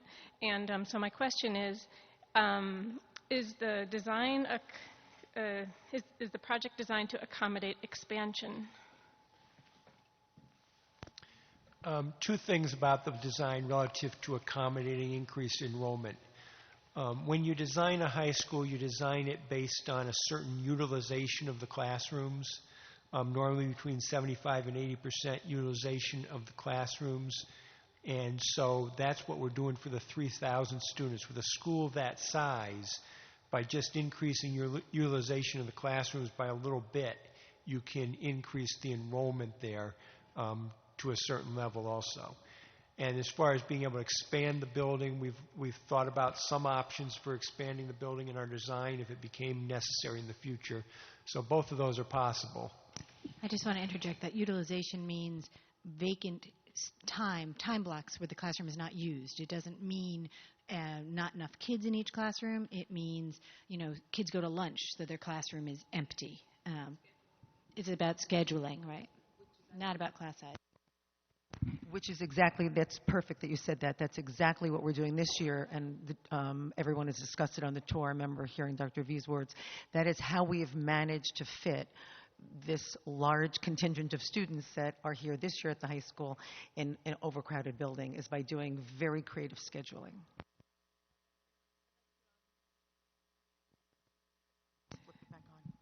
So if the design doesn't currently accommodate physical expansion, then maybe some modifications will need to be made as time goes by if this additional housing really takes off, which we hope it will.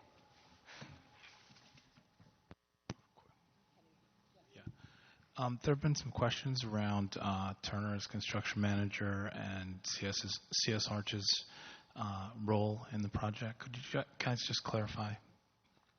Just a quick overview. So the first component of Turner Construction is that our role on the project is one of advisor, and if you want to put it in simpler terms, eyes and ears for the district. We do not hold construction contracts. None of that money passes through. They're all contracts that are directly with the district. We're just in an advisor role. You're educators. We're constructors. You need our expertise to help manage a job of this, and that's what our role is on the project. And CS Arch has been retained to provide architectural and engineering services for the project. We have a contract with the owner from that, separate from Turner, but we work very closely with Turner to dovetail our design to the construction requirements and safety in the project and all those sort of things. So in the RFP, you guys can actually bid, but Turner can't? No, we do not do construction either. All we are architects and engineers. So the project will go out to separate contractors for public bid to do the actual construction work. Thank you all very much. Thank you for your patience, and we will move into regular public comment. Yes, sir. Did you have a question about the high school? Before we move on to the regular public comment, did you want to? No, not from there. I need you just because we record this. And before they all get up, do you have a question about the high school project? Okay, then why don't you come? You're going to go sit where they are because it's musical chairs. And then Ms. Farrell's going to come back up and preside over the rest of the meeting. So you please come sit down and.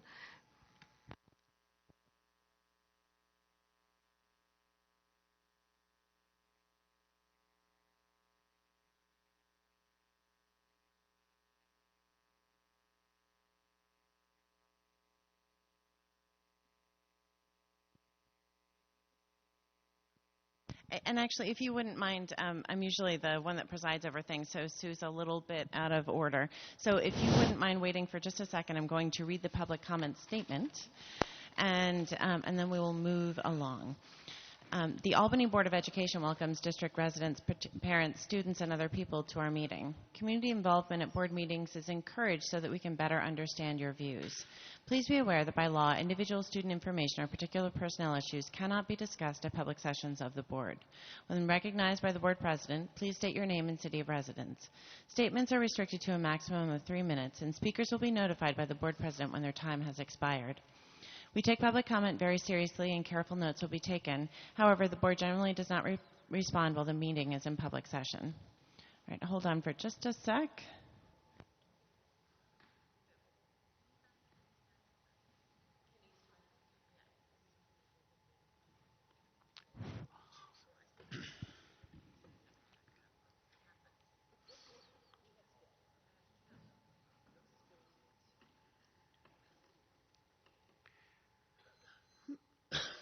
And if you could state your name and city of residence. Yes, ma'am. My name is, Madam President, is Alan Galusky, and I do not live in the city of Albany. I'm from Latham, New York. Am I allowed to speak? Thank you. Okay, what I want to speak about is, I'll begin by saying this a little humor. I'm wondering whether, as just noticing around this room here, whether them rings up there, I remember back in high school. I'm wondering whether that gentleman comes in the morning and grabs them and pulls them down. And another thing I'd like to ask is a little humor. I'd like to know when I was in school back in the grade school back in the early, mid, and later 60s. I graduated in 1970 actually from grammar school. I'm wondering. I always thought a square was equal square of equal terms, and it says on your agenda here that the board members are seated in a square, and if things have changed, I'm wondering whether something's changed in the it's a rectangle. Thank you. Okay, now for business that I wanted to ask. I'm looking for the Freedom of Information Officer and what his or her name might be. Oh, and that's Bill Hogan. Yes, it is. You don't mind me calling you Bill? I know Bill Hogan back when I was a child. He was the dog warden for Rensselaer County. All right, Bill Hogan, you were the one I'd address this to, correct? I understand that. What's the zip code of Albany? I mean, actually, where I'd send it. Where would I send my request to? I can just give you an email address to send the FOIL request if you want. Yes, I'll find that. Okay, my questions are with the new high school and being voted on. I'm just touching base on this. How will this affect the transportation cost for the district? Well, with the new 500 students and having your students leave the building at times, I've heard how about there's going to be additional transportation costs to the members of the taxpayers of Albany City School District. And I'd like to know, with that, Mr. Hogan, can I find out the transportation? Thank you. I guess can you give me a little bit more time so I can?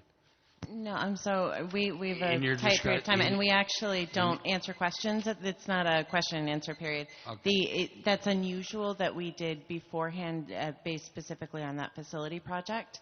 So if you have specific questions and the Freedom of Information, you can direct them to Mr. Hogan.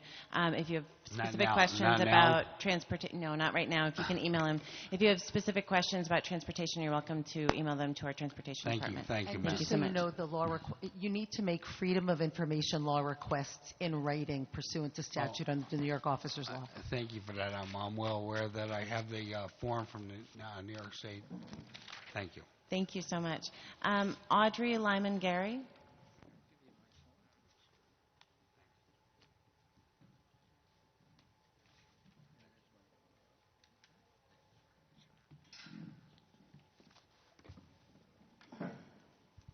Hi, good afternoon.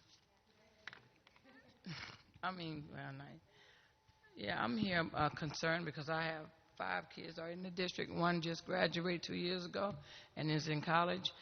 In the mid-September, my daughter's on the soccer team, and she had got called and said they had a mandatory meeting. So all the people that are in the athletic department or whatever, they had a mandatory meeting. And the meeting was about that someone wrote the word faggot on the transgender bathroom. I guess that's what they have at Albany High now. And they brought in a person that was a transgender man. I don't know what he was. But he began to tell them about the surgery and things that he went through. And it's all right to be gay. It's all right to be this. And, it's, in that arm or whatever they had. And my question is to the board is that why wasn't a permission slip sent home by to the parents of these kids before they went to something like that? Because I would have never had my daughter to sit in something, because that's not what we believe. And I think that was infringed on us to have go into a mandatory meeting to say it's all right for a man to be a woman or a woman to be a man. Again, this is not actually an interactive experience, but what I would recommend is, we have staff back there. If you'd like to connect with one of them, they can probably work with you to connect with somebody in leadership at the high school. Okay. All right. So if you could go back to Tonda, who is waving. Thank you very much. I believe we have some time left in public comment. If there's anybody that did not speak already that would like to, if you'd like to raise your hand quickly. If not, we will move along in our presentation. I believe that we get to move along.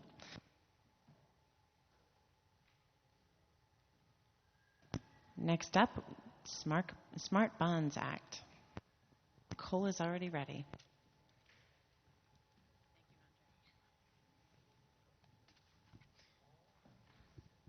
Good evening. This is the third presentation on the Smart Bond Act. As you can see, we are on time. The schedule was set back in July, and we're doing a great job staying on time. The allowable areas, there are 4 specific allowable areas for funding. We've chosen to focus on 3 for Phase 1. For Phase 1, it's $1.5 million in infrastructure, $500,000 for mobile devices, and also $300,000 for security. As you can see, everything is identified and listed.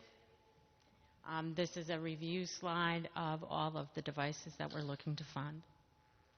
And as we know, we're going to need software and staffing to help support this. It is something that we anticipate and we will be asking for in the general fund. So knowing that, it's a very brief overview of the conversations we've already had. In front of you this evening is a draft implementation plan, and so we're just looking for an action this evening. Yeah, and just the next steps on this, the board just approves this as a draft, and the next step is we have to post it for 30 days, we have a hearing, we get public input, we gather that input, and then we come back to the board again. So you're just approving a draft. Are there any questions? Brief question. This is a question I've asked a similar one before, but I realized I hadn't formulated it in exactly this way, and I just need to hear the answer. I understand, being a computer person myself, that computers without people who know how to run them become paperweights fairly quickly. And we at this time cannot commit to the staffing that we know you are going to need to make this work. So my question to you is the utility of the equipment if some of the staffing requests can't be fulfilled when the real operating budget questions start hitting us. So what we know is if we continue with the process and this final piece is approved by the board, we would submit it to the state. But that doesn't mean we have to move forward with any of the purchases. So if we find ourselves in a place where we can purchase some of the items with some staffing support, then we would choose to do so. And then as the funding becomes available, we could move forward, but we would make smart choices about that. Any other questions? I believe we'll need a motion to pass the Smart Bond Set. Ms. Savage, a second. Mr. Bruce, all in favor? That is unanimous. Thank you so much. Next up, grade configuration.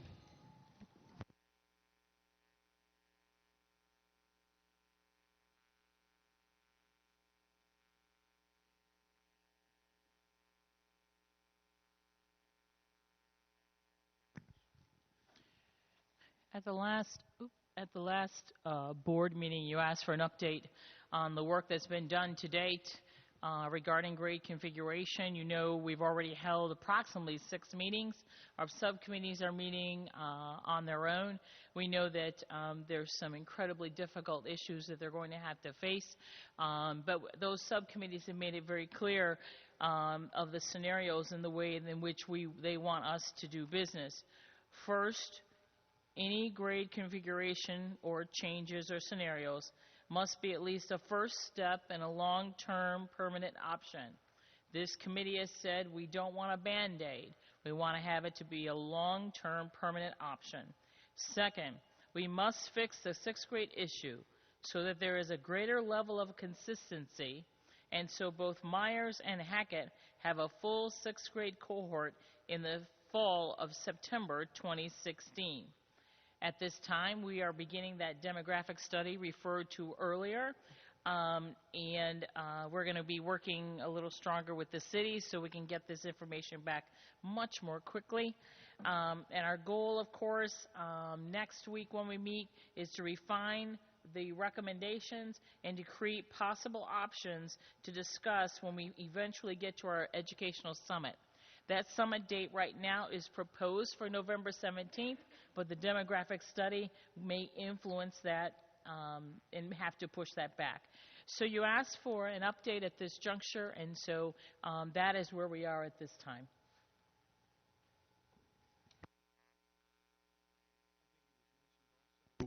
In the notes that the grade configuration subcommittee met last night. They had a productive meeting that also brought to conclusion some issues for the steering committee that the steering committee now will take up on Wednesday. We are in a position right now where some things are crystallizing, and it's gone in a direction that is interesting, and I don't think anybody would have thought, which is really powerful because this process has taken us somewhere that is going to be a powerful conclusion, I think.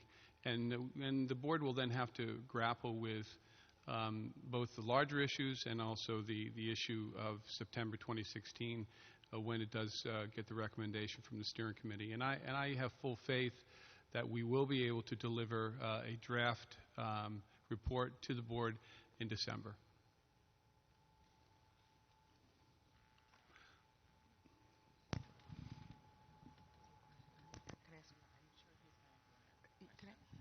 Did I just not, I think I may have misheard you. Did you say recommendation September 2016?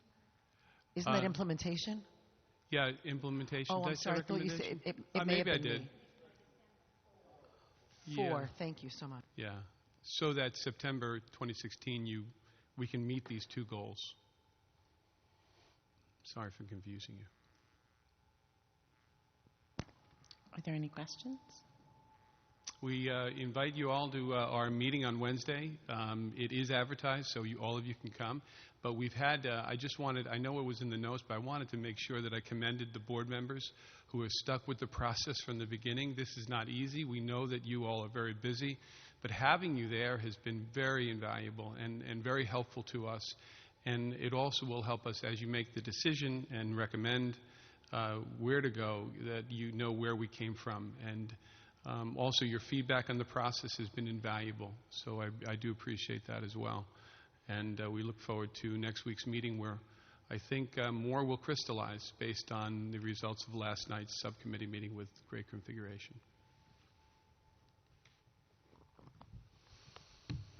Thank you so much. Thank you.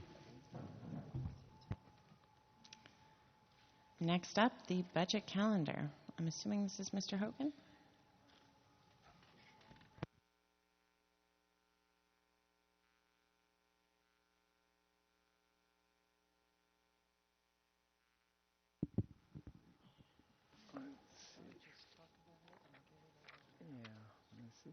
So you haven't, it's posted on the web and in your e-packet, I guess, the budget calendar for the next budget cycle. It's a draft, so we can talk about it however you like.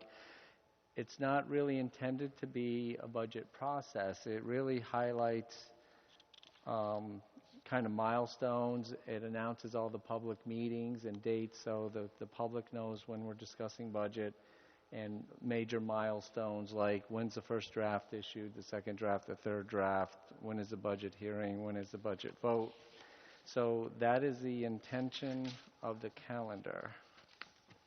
Let's see. One change this year is we did add the DCEP plan because that's such a huge issue in this district, and we wanted to make sure the budget was aligned, so we did add, and the budget process, when we get to that discussion, will actually incorporate the DCEP, which will start driving some of the resources based on student data, the supplemental student services like AIS, reading teachers, etc. So with that, I can open it up to discussion. Again, this is just a calendar. November in the month of November, and it's in the calendar here listed as November 17th. November 19th it's listed. The November 19th meeting this year, the intention would be, historically, the superintendent has come forth with academic goals and objectives and a discussion of the budget process. So normally that would be the next meeting that we would do that. If, however you want to do it, if you want to talk about that tonight, we can as well, but it would be on the agenda item for the next meeting. Do you have any questions?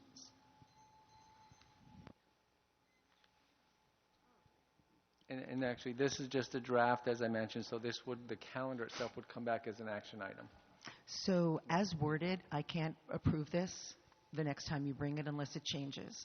And I think you won't be surprised because I did write questions about it or comments about it. My problem is it actually, while it's still a calendar, and I have no problem conceptually with the dates, the language and the entries adjacent to the dates, I believe, are actually not accurate. For example, it says November 19th, and this is the first time goals and objectives is listed, and it says superintendent will present academic goals and objectives to provide guidance for budget development. That actually is not accurate because I believe statutorily and also procedurally in this board, it is the school board's budget, And last year, this was the problem, and I won't vote for it again this year.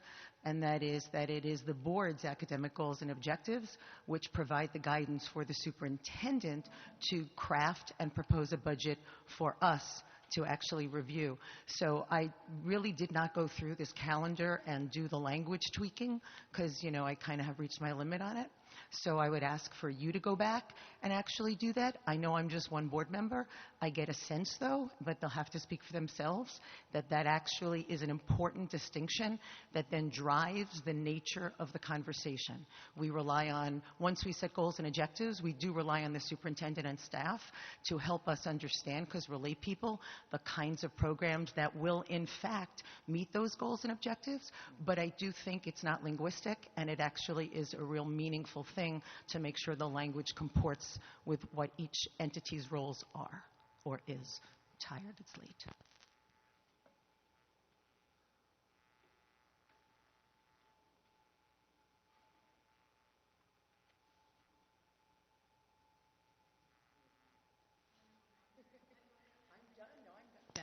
Okay. So I guess I'm going to add to that I hear what you're saying, that this is not a calendar. I mean, this is a calendar and is not the process. And I guess I'm struggling because I would have expected, Dr. V, at this time that we would have the process, because we all know that the last budget was a fairly frustrating experience for some board members, and that I would like to adjust the process to prevent that happening again this year. So I am looking for a process document, not just a calendar document. In particular, and I said this in my questions, but I'll say it again publicly because I'm not sure everybody takes the time to read the questions, that we spoke 2 weeks ago about a process that I understood to be the administration providing a draft set of programs for review and the board reacting to that draft set and presumably adding some, and that I think that the way it was worded in the SBU was that these are the ones we're doing, and I'm not sure those are really the ones that would be the ones that this board would approve as the ones to get the programs to get deep review on. So I think we do need a process document, and if this is not it, then we do need one so that we can be sure that we go down a road that we can all live with and don't discover that we're on the wrong road in February.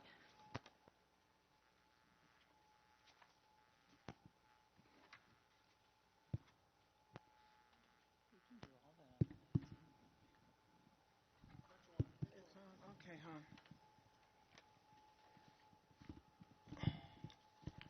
I am, after reading Ann and Sue's questions,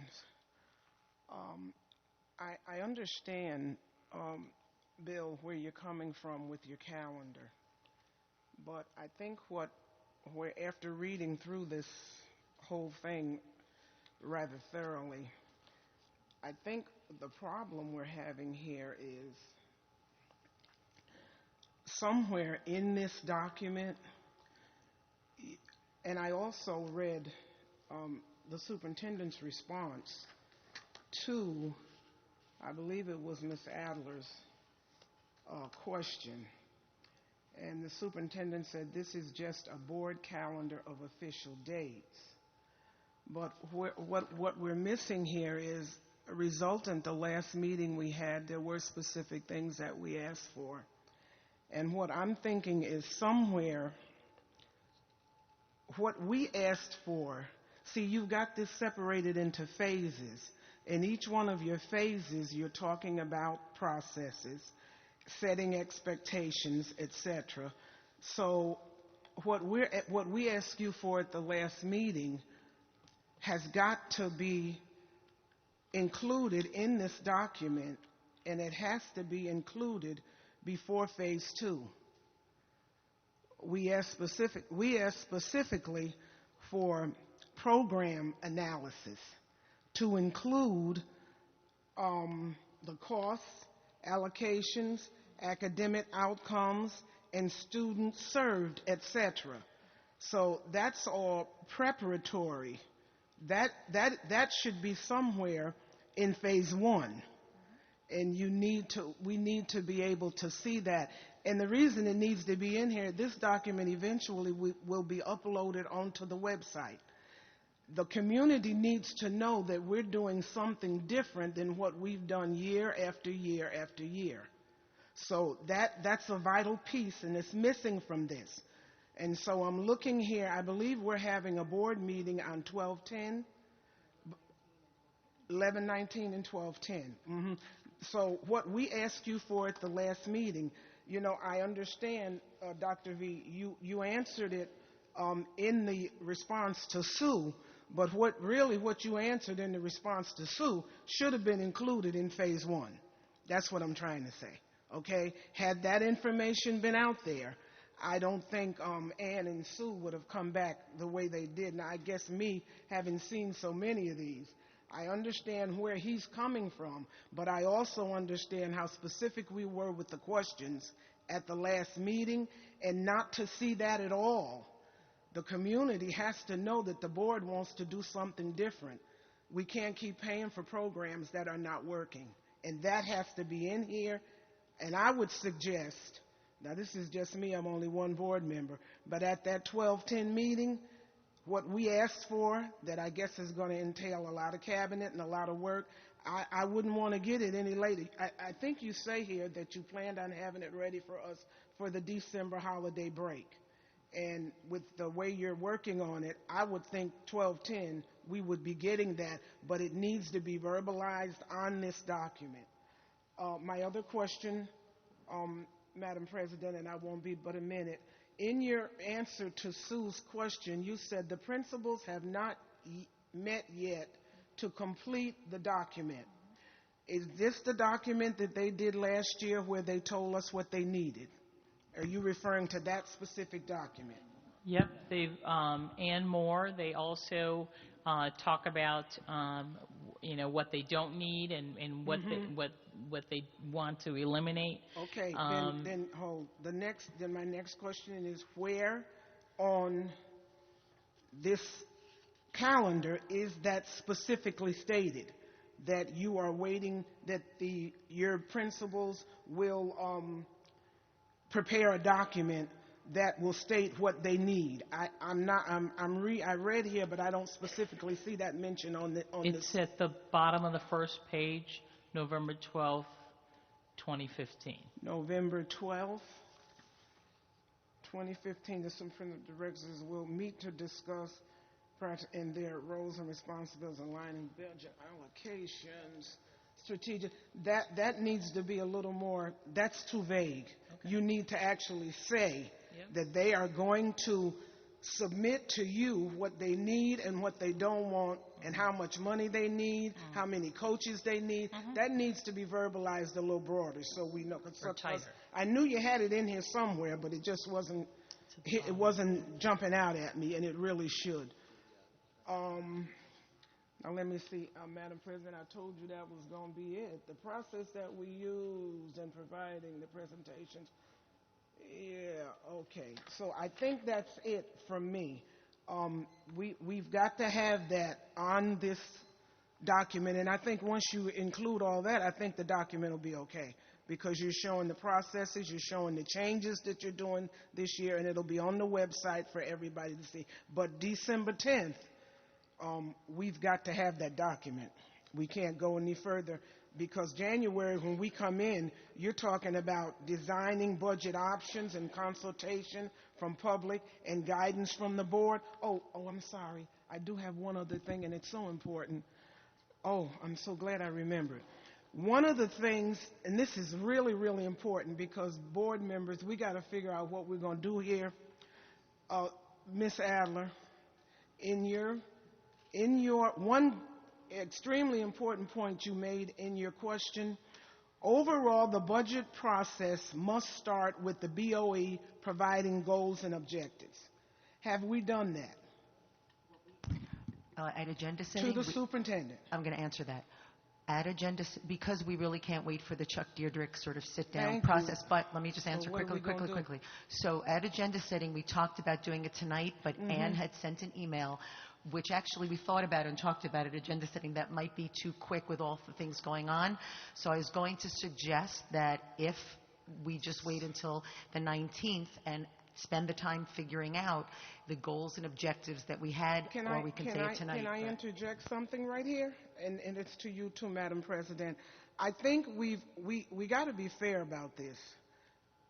We can't jump all over the superintendent when we haven't directed her properly. We got the cart before the horse. We want her to get a calendar with the process shown. She should have our goals and objectives already. Matter of fact, she probably should have had them in September. Now, I understand you wanting to wait until the 3 new board members get on here so we can do it all at one time, but the timing is off. We're telling them to get something ready for us, and they don't even have. You're absolutely right, Sue. It starts with the board, and they're waiting to be directed, but we haven't directed them. So what I'm thinking is the election is the 3rd. You ought to know them 2 empty seats, or however many, should be filled. We need to get a date with Chuck Diedrich sometime in November, because they need to know the goals. The superintendent and her cabinet need to know. If I could just, and actually we're going to talk, I agree, this is, I mean, it's fine to be talking about this now. We got the cart before the horse. But Jen is actually working on getting some dates, so we're already working on scheduling it. We got to do that quick, though. I agree, and that's one of the important things. So the whole concept, it wasn't, I definitely want to wait until we had our other 2 members, but the other thing is we haven't done any formal goal setting. Sue and I only did it 1 year. Rose was on the board for longer than us, but it's something that I think it's important that everyone involved needs to actually be trained through it. Can I tell you something? So we'll be that able to falls do through the cracks all the time. Right. And Well, you have once we're trained on it, I actually have that in that fancy little calendar that I did, so that yearly calendar. And you're right, Rose, that should be done. That should be done so that you hit the ground running in September with those goals. And they know what they need to do. We'll be able to No go through excuses. the process of that happening. So unfortunately this year, I agree, but we're in a very unique situation this year where we're 5 board members, and so it is different this year. I hope it won't be here, but I hope next year that it will not be in that situation. We're setting it up so it's structured, so it'll be easier to do it the right way. But you understand what I'm saying. As soon as these 2 board members come in, you working on a date with Chuck, we need to have that done by the end of November. And because of that, and you're right, Rose, and you articulated it so well, that is why on tonight's agenda there was that little thing entered. I saw even that. if it's not a great process, and the end, the end process we hope to create, at least it starts the conversation. And if that's too soon for some board members, obviously we will be revisiting it. But what we got to understand is you got her and her folk hanging. No, but we did. They need to know those goals. And I'm sorry, I got to say it the way it is. It's falling back on the board. We can't expect folk to fall in line if we aren't where we're supposed to be. This is why I'm saying those goals and objectives need to be straight by the end of that. Gives you quick, but you're going to have to move December, because the 10th, I'm telling you right now in front of this great crowd of witnesses, if we don't have that analysis of those programs at that December 10th, you are going to see one seriously angry black woman, because we have been waiting for this for 2 years. And I'm to the point now where I don't want to hear any more excuses about why we don't have it. That's where I am. Madam President, I do believe I'm finished, and I hope you all can wrap them dates and things up. More, go ahead. I just wanted to say to Rose, I definitely agree with you. Independent of the goals or objectives, there was pretty much agreement, though, about the programs we do need to get assessed. And regardless of whether it's 5% increase here or 10% there that we're looking at, we do know that all of the programs that we did discuss are going to be part of that. I mean, we just know. I mean, one of the examples I wanted to give is that the reason I added in, Bill, ALC is because, oh God, it sounds like we keep quoting the same thing, but ALC with the same, having the beds enrollment, right, for the high school and having the middle schools related to that. If ALC isn't working, then the high schools and the middle schools can't work, because it becomes a revolving door. So the integration of the whole, in the sense of having all of the programs assessed so we're able to move forward for the whole district, is why we sort of did it that way. So again, I'm going to ask a question that I already asked by email because I want to have some further conversation around it. I know we do more than any other district to provide opportunities for people to come to meetings to talk about our budget. I grasp that. We do more than anybody else. It is sort of astonishing, really, to me that in some communities they have one budget hearing and that's pretty much it. I don't know how they manage that, because I can't imagine what would happen in the city of Albany if we tried that. So I am not in any way suggesting that we are not doing enough. However, just like I struggle with when we have events at school at the same time at as a PTA meeting, and then we're surprised that the people who show up are the same people who show up at the PTA meeting, we see the same people over and over and over again at budget hearings. We are not actually talking to the entire city. We are only talking to the portion of the city that has the capacity and wherewithal to get to a meeting. And I do not think that that is enough. I would like to consider, and I realize that this is a calendar you've worked with for a long time and it's something that's familiar and comfortable. Could we consider trading in a few of those meetings for some form of non-meeting communication around the budget, interactive non-meeting communication? I don't know what that means. Does that mean we have an open chat line? Does that mean we have somebody who staffs a email address where people can send questions that are then summarized and responded to in writing? I don't know that I have a specific idea of how to do it. I understand that the staff hours are not going to come out of thin air. I wonder if we could trade some meetings, and whether other board members might be interested in considering trading some of the document says 34 meetings for something different to try and get to a different audience that we don't see at our meetings.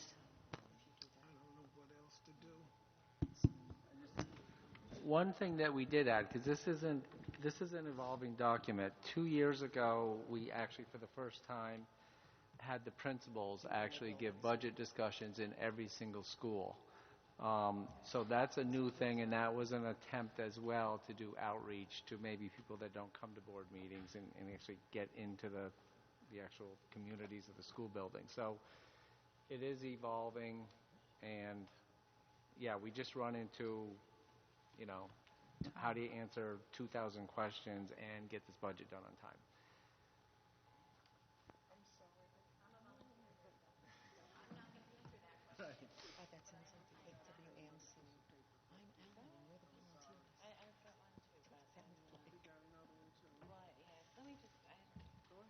So I just wanted to bring up something that we talked about in agenda setting for possibly the next meeting.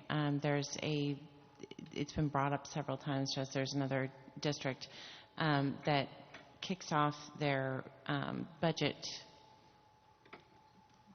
process with a public hearing. And now it turns out nobody ever goes to this public hearing. So it's literally something that nobody ever goes to. However, it's just a nice way to start off the process. So even if no one takes advantage of it, it's still nice to kind of say, hey, we're starting a budget process, and the way we really want to start it is we want to hear from you. So we were talking about at agenda setting possibly doing that at the meeting on the 19th, and doing that not as an earlier hearing, but as and I might even need Jen because she actually took notes from the thing. We were talking, or maybe Kenny remembers, who Public comment. similar to what we did tonight, basically, where we would have a separate time where people would come in. We'd encourage them to just, like a separate public comment specifically for budget, to encourage people to come in and talk about budget ideas. And this would be something where, there's nothing out there yet, so there's nothing for them to respond to. Who knows what they would say, which is probably why the other district does not have anybody go to it. But it's just, it's less about whether people go or not, and more about saying that, the right way to start the budget process is to hear from our community. So whether the community wants to talk to us or not, it's just it feels like the right thing to do. So we talked about doing that in agenda setting, and of course, we all liked the idea, but I figured I would bring it up here, and if anybody has any ideas, or So Rose is already reading my mind. So my first answer is, sure, we can have another meeting. We can have another meeting. we're going to see the same people that got that meeting who are going to come in January. So it doesn't really meet what I'm trying to get out of it. I would say that that's actually the intent. It's the same. It's like it's just a board meeting. So I yeah, it's the same understand. people, but Right, but I don't. That's. I mean, this may be a separate idea having nothing to do with what I was saying I before. wasn't talking. Okay, that's fine. I'm not talking. I was giving my time for fine. comment, and I thought you were responding to what I had said because it just sat out there on the table. no, and I lay there. just It's have fine. my own idea, You're separate, allowed to have your totally own idea. separate from yours. Thanks, though, for your response. Anyway, Rose had something else to say too. I just realized I had another paper clipped here. In the October 26th update from the super, she lists, I'm going back to the program analysis. She lists 1, 2, 3, 4, 5, 6, 7 bullets, and in Sue's questions, her 1029, I believe it was, she lists 1, 2, 3, 4, 5, 6, 7 programs. Can that be combined so that everything that isn't in one is in the other one? It's going to expand the list, but I do feel that everything in both of these lists is we definitely need some information on. So let's combine, I guess this instruction is to Bill or to Super or whoever, that let's combine those two and make sure we get one solid list. So that, and then if you can get back to us so we know what to expect on December the 10th when you all bring us the analysis with all the information that we're requesting. You just doubled my work and shortened my time. I know I did. But you know okay, what? no problem. We got it. We got this, Dr. Brandon. We got this. I'm going to have to be like the stern mother. Ms. Farrell, if you could put those two lists, or Jen, put the two lists together so that I know exactly what we're doing, because we thought we captured the board conversation from the last time, and apparently I didn't capture everything. So if you could put the two together, and then we will do our best to hit that December whatever date. I also want to remind you that usually we move the board meeting in December to later in December because of human resource issues that will have to be taken care of that come to light later. So, if you want to think about that, that would help as well. We just were having a conversation about the 19th, and we can change all of this by the 19th, and you could still do goal setting on the 19th. And I think we'll be able to capture all of that in here and still be able to hit the deadlines that we need to hit early on, December, January, et cetera. So I think we can do that if that's the direction you want to go. I have no problem with backing that December meeting up if it doesn't interfere with Christmas vacations and all that stuff. Yeah, I was thinking about I don't have a problem. I don't know about the rest of the board members. I don't have a problem backing it up. Well, two things. I just wanted to, for housekeeping, Rose. So, Jen, I think it might be very helpful that if you combine the two as what you think they are, if you could just send that around, and then the board can get back to you and say, oh, yes, this is exactly as it is, so that there's one final kind of conversation, maybe not about a final conversation, but at least about that initial list. And then as far as another meeting, I remember mentioning that I'm not suggesting that I think that there should be more board meetings generally. I just have to say that I know there was some movement of meetings, and I remain mystified that we're only having one board meeting in November, even as I understand what happened with the 5th, but still one in November and one in December when there's so much going on. And so if we added one or if we moved it, I'm certainly not against it. It's not that I don't have family time I like. It's just that there's so much to do. And I'd sooner come together for a few hours, get out early, and at least if one of the issues is budget, I'm more than happy to find a date when we just have a meeting. And if budget and routine consents are the only thing that are on the calendar, at least we get our work done since we're required to do it publicly.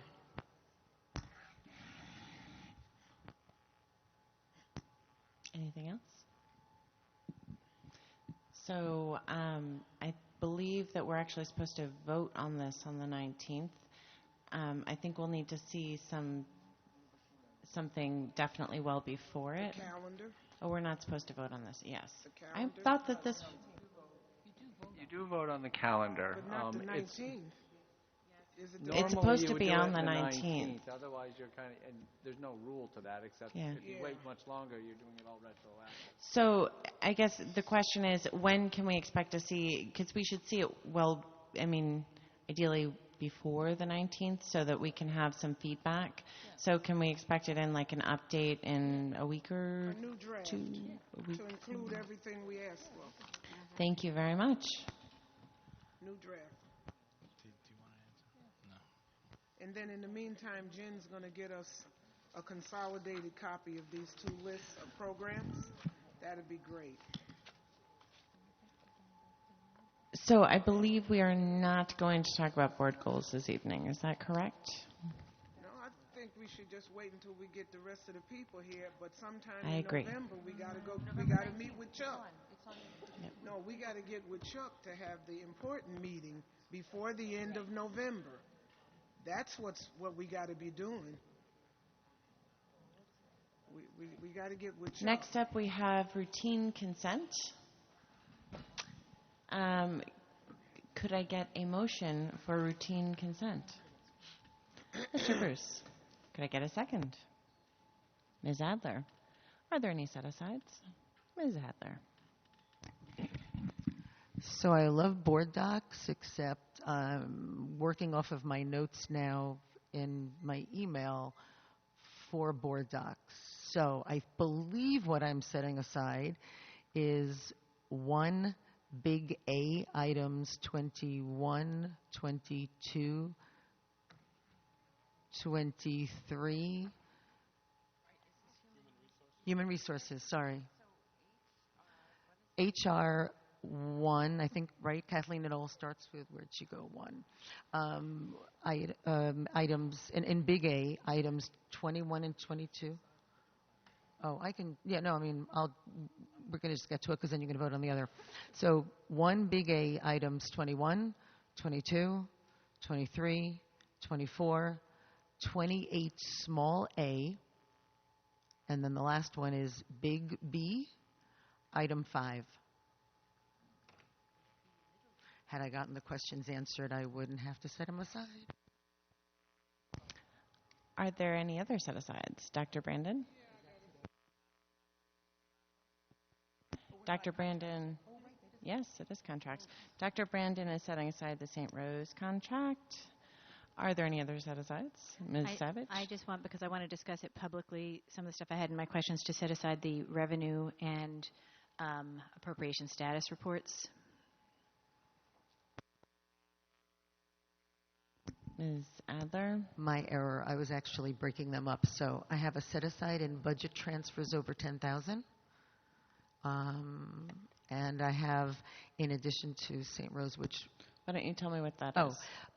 On page 1, has to do with the cost of the AP and IB exams.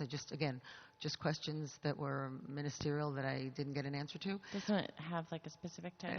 It has to do, it says the entries for the cost of AP or IB exams. And then the other one is the salaries on contract for excellence, the numbers on that. And then the other two contracts that Hold I wanted... on. Oh, sorry. So salaries for contracts for excellence? Yes. And then I wanted to set aside the advanced therapy contract and the PAL contract. All in favor of routine consent minus HR 1, 20, items 21, 22, 23, 24, and 28A, B5, St. Rose contract, revenue and appropriation status reports, entries for cost of AP and IB exams, salary for the contract for excellence, advanced therapy contract, and PAL contract. All in favor? That is unanimous. Can I get a motion for can I lump these all, or Kathleen's not here. Why don't I skip that one? How about, is the revenue one, Bill? Some of them they can answer. Okay. Can I get a motion for revenue and appropriation status reports? So for board member, I need a motion. Ms. Savage moves, Mr. Bruce seconds. Discussion, go for it. Now I get the discussion. So as I said in my questions, I have been looking at these revenue and appropriation status reports for the time I've been on the board now, closing in on a year.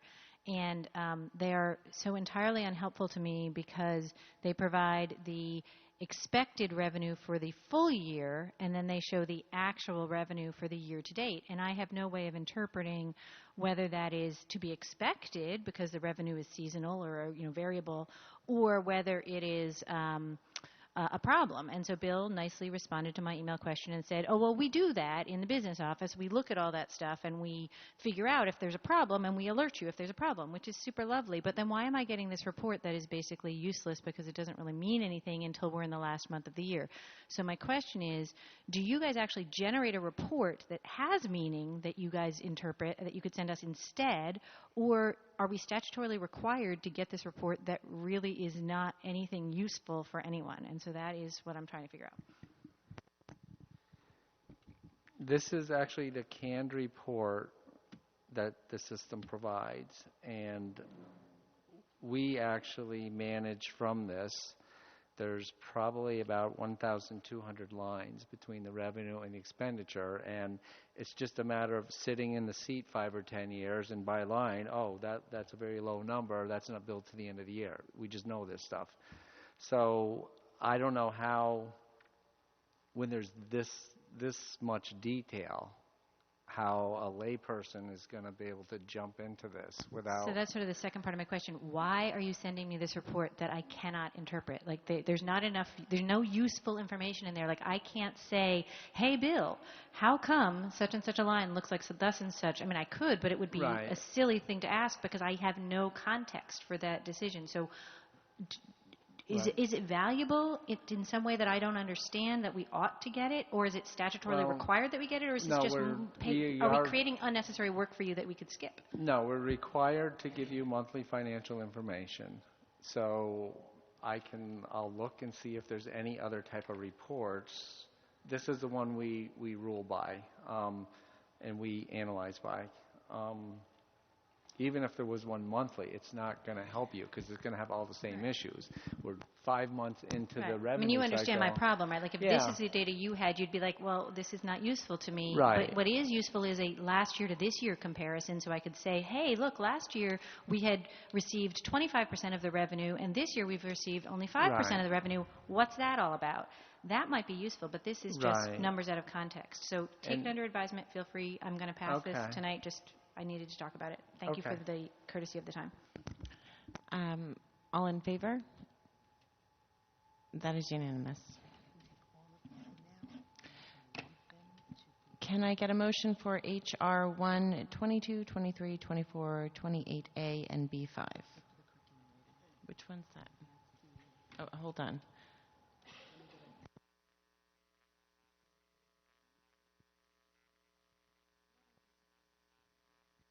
Could I get a motion for the St. Rose contract?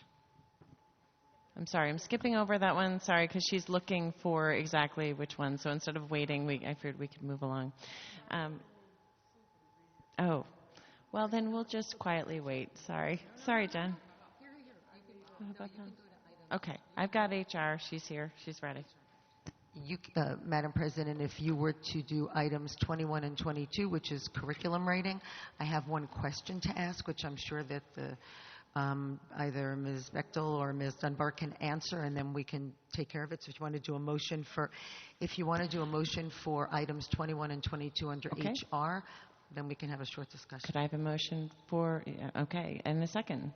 That was Ms. Savage moving, Ms. Adler seconding. Is there any discussion? Go ahead. In response to items 21 and 22, and I apologize for the confusion. Thank you to our board clerks and board secretary. I didn't realize the Q&As came through with Ms. Savage questions. I was confused because of the answer to the superintendent gave me in the body of my email.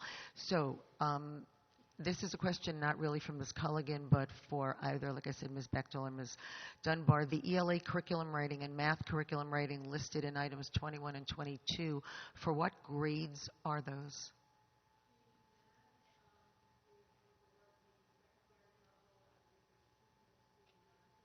I'll repeat it. I'll repeat it into the mic. I can just... Yeah, and so sorry, Karen, but it's just since we have the recording.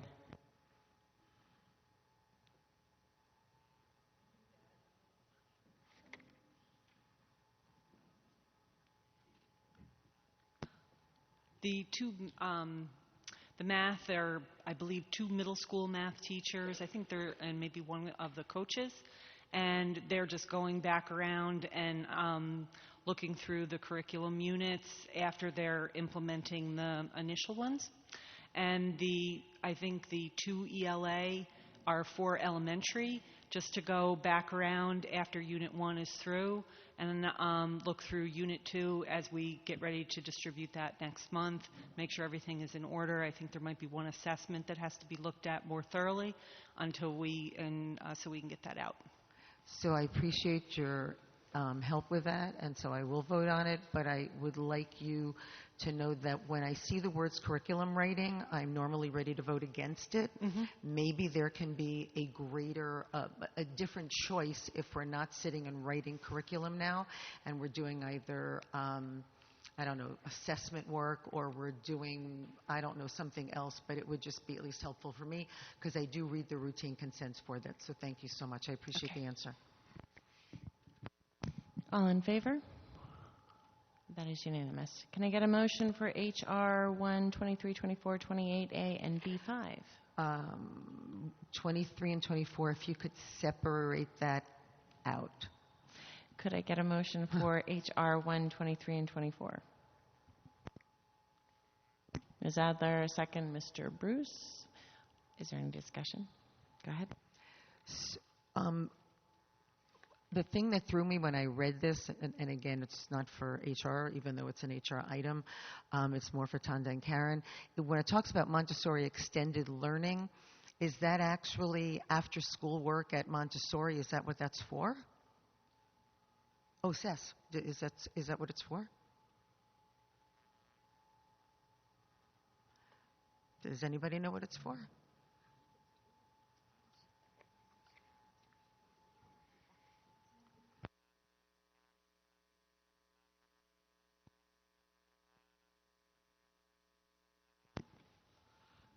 Unfortunately, Mr. Jones just left about 10, 15 minutes ago.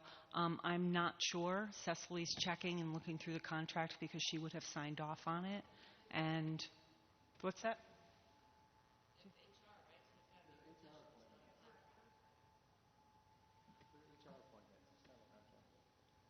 Oh.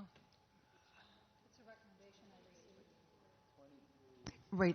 What it came up was, I mean, of course, is that obviously we have to have board meetings every week to know everything going on in this kind of way. It was just as part of looking at the HR, and I see Montessori extended learning, then I think like, oh, do we have extended learning? Is that the same thing that's in all the schools, or is it called after school and other things? So I'm just wanted to basically, these are the kinds of ways we, at least I think, I stay abreast of what's going on in the district. So that's the only reason. It wasn't like a gotcha question or anything like that. It was just, does Montessori have extended learning, and is this the case across all the buildings?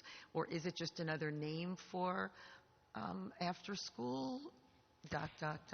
I think probably a little bit of all of the above. Why don't we get you an answer and respond so that we can be really clear about what that is for exactly? And honestly, I'll vote for it now, but if we could just get maybe an update, certain understanding, and that is not what I'm going to discuss it now, but one of the things that I was writing, I'm going to write back in the SBU, and I'll make sure to get it into central office immediately, because the update was talked about the budget process, not just the board packet. But one of the things I was going to ask for, which sort of relates to this, is I think that at least I don't have an understanding even this far out.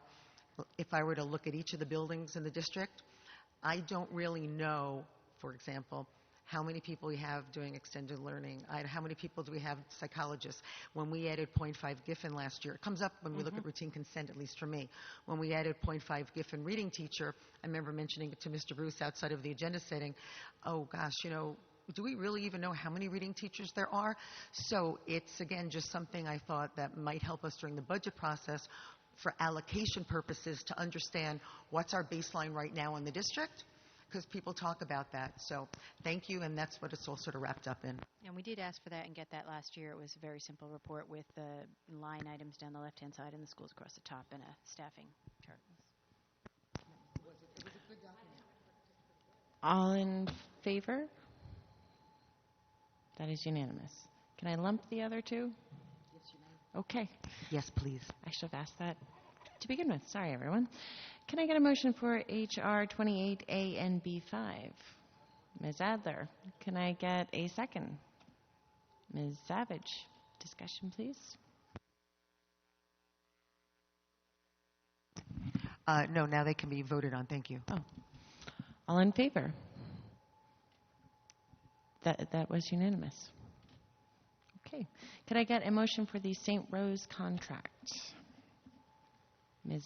Adler, a second, please. Dr. Brandon, discussion, please.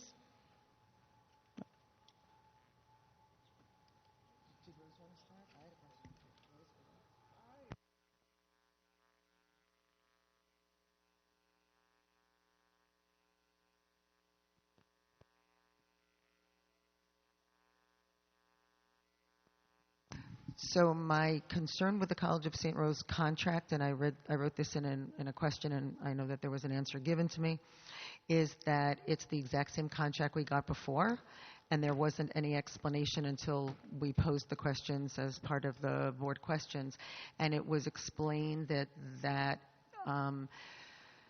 was something that if we didn't do it, then this person wouldn't be able to finish the work that they did. But I think it kind of missed my issue. My issue with it is the way I read the contract for the College of St. Rose, it's clear to me that document, that contract is used, and sometimes students get a stipend and are paid, and sometimes they're not. Because if you read the document, you can see it says things like if stipend. So it's clear that that's not a requirement. So for me, if we're not paying anything, first of all, I don't see why we're a poor urban district just because it was done the last year and the last year and the last year doesn't matter to me. Second is, if we are paying for it, and if we're not paying, then if that person wants to go to New Scotland, even if I think we have a need elsewhere, well, so be it. But if we are paying, then I'm really not happy about not being able to figure out where the person goes, because once money leaves our hands to pay for someone, I'd like it to go where there's the greatest need.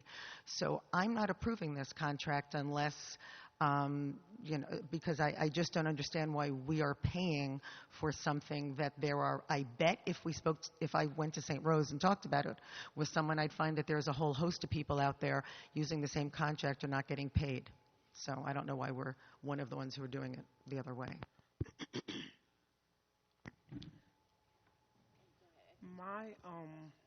You're going to answer her? Go ahead, hon. I can answer that.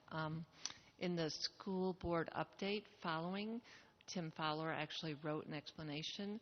So the standard internship cost is about $15,000, $12,000 to $15,000. St. Rose gives us a deal of $7,500. And this is not a student practicum, such as a student teacher. It is a person who's one step away, one semester away from being a full certified psychologist. And therefore, that's why they're getting the internship money. It helps pay for their cost. And they can actually do just about everything that a psychologist does. So we're getting almost a full-fledged psychologist for $7,500.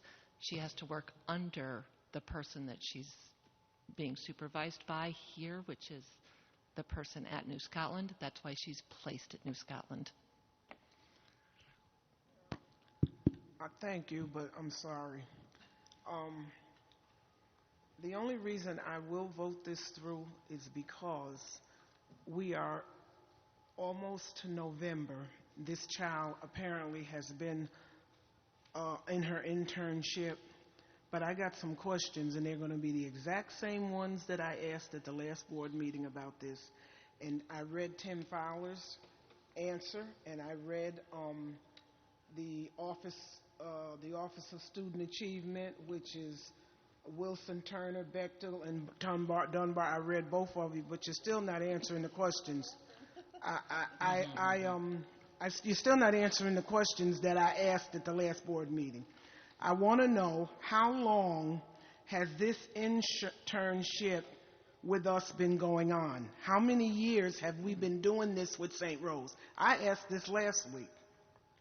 Now, who made the decision that in this case that a stipend was applicable when it says plain and simple, stipend to intern if applicable, which tells you right there that every student does not, even an intern, whether you're a practicum or an intern, you don't necessarily have to get a stipend. So how did that agreement get made? And why was New Scotland Elementary chosen for this program, and who chose them?